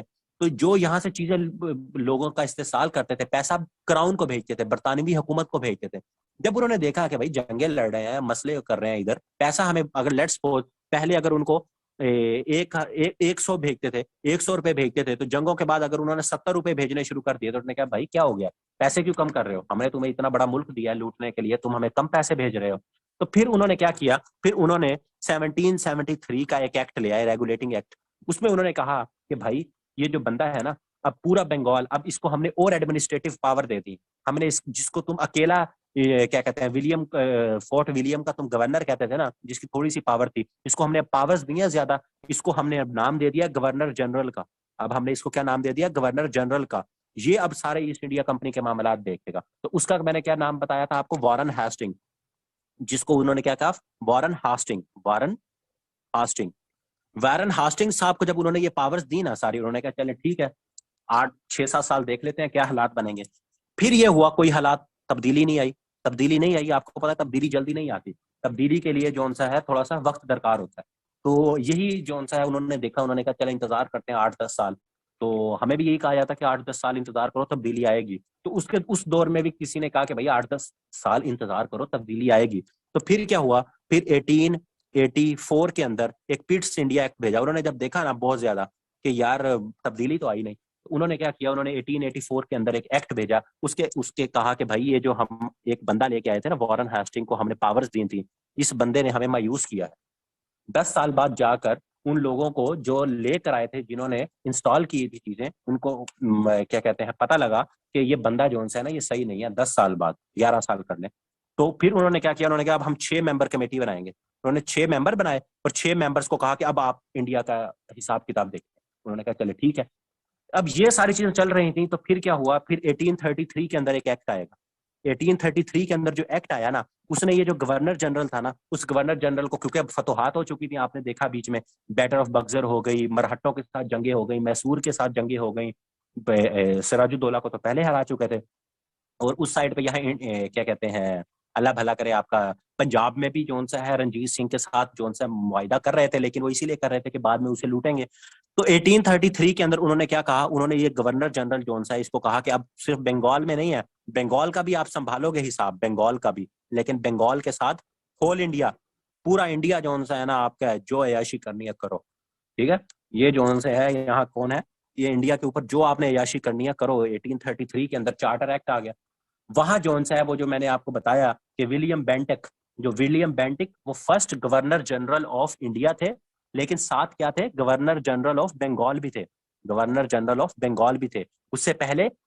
अब देखो ये बंदा जोन सा है, अगर मैं अनऑफिशियली बात करूं तो ये यहां से गवर्नर जनरल का फर्स्ट वर्ड शुरू होता है, फर्स्ट गवर्नर जनरल का वर्ड यहां से स्टार्ट होता है, वारन हेस्टिंग से। इससे पहले सिर्फ ऐसे ही पोस्ट थी। अब यहां से लेकर आगे जितने लोग आएंगे उनके नाम के साथ आपको गवर्नर जनरल लगा हुआ नजर आएगा। लेकिन असल ऑफिशियली ऑफिशियली जोन सा है वो 1833 के अंदर वारन हेस्टिंग, सॉरी, विलियम बेंटिक साहब को गवर्नर जनरल इंडिया का ओहदा दिया गया, और साथ वो बंगाल के भी गवर्नर जनरल थे। फिर बीच में और गवर्नर आते गए, जैसे लॉर्ड मंटो का मैंने एक नाम बताया, जिन्होंने ट्रीटी ऑफ लाहौर की थी, लॉर्ड मंटो। ठीक है, ये भी आपके क्या थे, ये गवर्नर जनरल थे। तो लॉर्ड मंटो साहब जो से ये भी गवर्नर जनरल थे आपके। तो फिर हिसाब किताब अब यहाँ क्या होगा, अब यहाँ आप देखोगे और भी बीच में गवर्नर जनरल आ रहे होंगे, इसलिए मैंने कहा उनके नाम इंपॉर्टेंट नहीं है। जो जो इंपॉर्टेंट आते हैं अभी तक आप देखो, वॉरेन हेस्टिंग का नाम बताया, विलियम बेंटिंग का नाम बताया आपको, और लॉर्ड मंटो का नाम बताया, और लास्ट मैंने लॉर्ड डेलहौजी का नाम बताया, जिसने डॉक्ट्राइन ऑफ लैप्स लेकर आया। तो लॉर्ड डेलहौजी जो सा है उसका नाम क्यों बताया, क्योंकि उसके दौर में टेलीग्राफ को यहाँ लेके आया, इंजीनियरिंग कॉलेज उसने बनाया, और तीसरा उसका ने क्या कहते हैं रेलवे यहाँ लेके आया। तो ये बताने का मकसद ये था कि इसके बाद क्या होगा, इसके बाद फिर आएगा आपका लॉर्ड कैनिंग, वो भी गवर्नर जनरल होगा। 1850 56 से लेकर 58 तक आपका लॉर्ड कैनिंग। अब लॉर्ड कैनिंग जोन सा है ये भी अब यहाँ, अब ये गवर्नर जनरल ही से रहते, आगे तक भी गवर्नर जनरल ही रहते, लेकिन यहाँ क्या इवेंट हो गया, 1857 की जंग आजादी, उसके बाद एक एक्ट आ गया 1858 का, जिसे कहते हैं क्वींस प्रोक्लेमेशन। ठीक है, उसके बारे में हम कल देखेंगे। तो 1858 का प्रोक्लेमेशन एक्ट आ गया क्वीन का। उसके बाद उन्होंने क्या कहा कि ये एडमिनिस्ट्रेटिव जो पोस्ट थी ना, अब हम यहाँ खुद, उससे पहले एक बात याद रखिएगा, दोबारा मैं यहाँ हल्का सा बताऊं कि अगर ये हमारे पास इंडिया है ना, ये हमारे पास इंडिया या जिसे सब कॉन्टिनेंट कहते हैं, तो पहले इसको ईस्ट इंडिया कंपनी जोन सी है वो मैनेज कर रही थी, ये इसको मैनेज कर रही थी। ठीक हो गया। और जो इसको मैनेज कर रही थी उसकी एडमिनिस्ट्रेशन मैनेज कर रही थी, इसलिए उसे गवर्नर जनरल कहा जाता था। लेकिन 1857 की जंग आजादी के बाद क्या हुआ, अब ब्रिटिश जोन से हैं, अब ब्रिटिश जो आपका बरतानिया है, जिसे ताजे बरतानिया कहते हैं, वो यहाँ इन्वॉल्व हो जाएगा इंडिया में डायरेक्टली। तो वो जब यहाँ इन्वॉल्व होगा तो वो अपना जो नुमाइंदा, अपना रिप्रेजेंटेटिव भेजेगा, उसको क्या कहेगा, उसको वो कहेगा वाइस रॉय, उसको वो क्या कहेगा, वाइस रॉय। और first vice Roy of India वही लॉर्ड कैनिंग, वो लॉर्ड कैनिंग जो सा है ना, वो first vice Roy of India होता है फिर। तो वो पहले एडमिनिस्ट्रेटिवली कंट्रोल कर रहे थे ईस्ट इंडिया कंपनी के थ्रू, तो उसको गवर्नर जनरल कह रहे थे। लेकिन जब उनका अपना नुमाइंदा, जब ब्रिटिश ने खुद कह दिया कि अब इंडिया के ऊपर अब हमारी हुकूमत है, अब हमने जंग लड़ ली है, अब हम खुद आके यहाँ कंट्रोल करेंगे, अब यहाँ जोन से सब हल्फ उठाए जाएंगे वो ताजे बरतानिया के नाम पे उठाए जाएंगे। वहां बादशाह होगा तो बादशाह के नाम पे, in the name of king, अगर मलका होगी तो हम कहेंगे in the name of queen. तो ये सारे मामला थे जो 1857 के बाद, जो लॉर्ड क्या कहते हैं, जो गवर्नर जनरल था वो वाइस राय बन गया, क्योंकि वाइस राय क्या था, ये ताजे बरतानिया का नुमाइंदा था, ताजे बरतानिया का नुमाइंदा, ताजे बरतानिया का ये नुमाइंदा था। अब मुझे बताओ, अब किसी को समझना या ये हो तो दोबारा आप लोगों को ये लेक्चर दूं, जल्दी जल्दी बताओ, अब किसी को कोई इशू हो।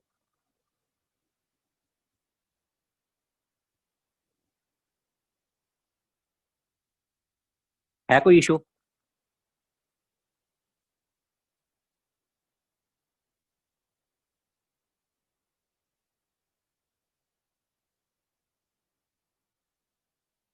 Not at all. अच्छा जी, नो सर। हफ्सा आप बताओ। फरीदा आप, जिनको इश्यूज थे।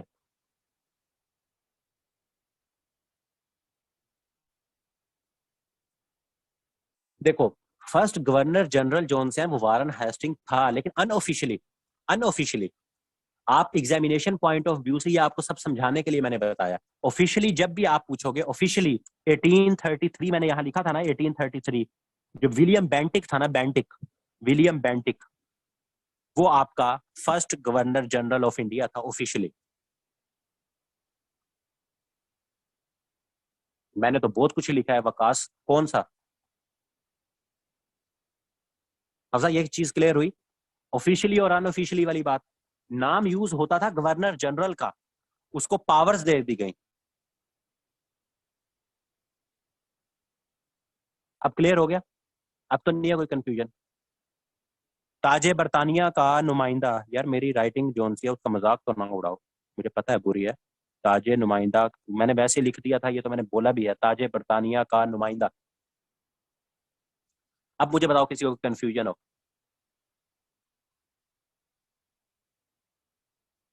है कोई मसला तो बताओ, टाइम बहुत है। हालांकि आज लेक्चर छोटा मैंने रखना था, लेकिन चले। चले ठीक है, ना हुआ तो कोई मसला नहीं, मुझे आप मुझसे पूछ लीजिएगा, किसी को भी अगर कोई भी इशू होगा। ठीक है, तो इसका मतलब कोई क्वेश्चन नहीं है। चलें जी, ठीक होगा।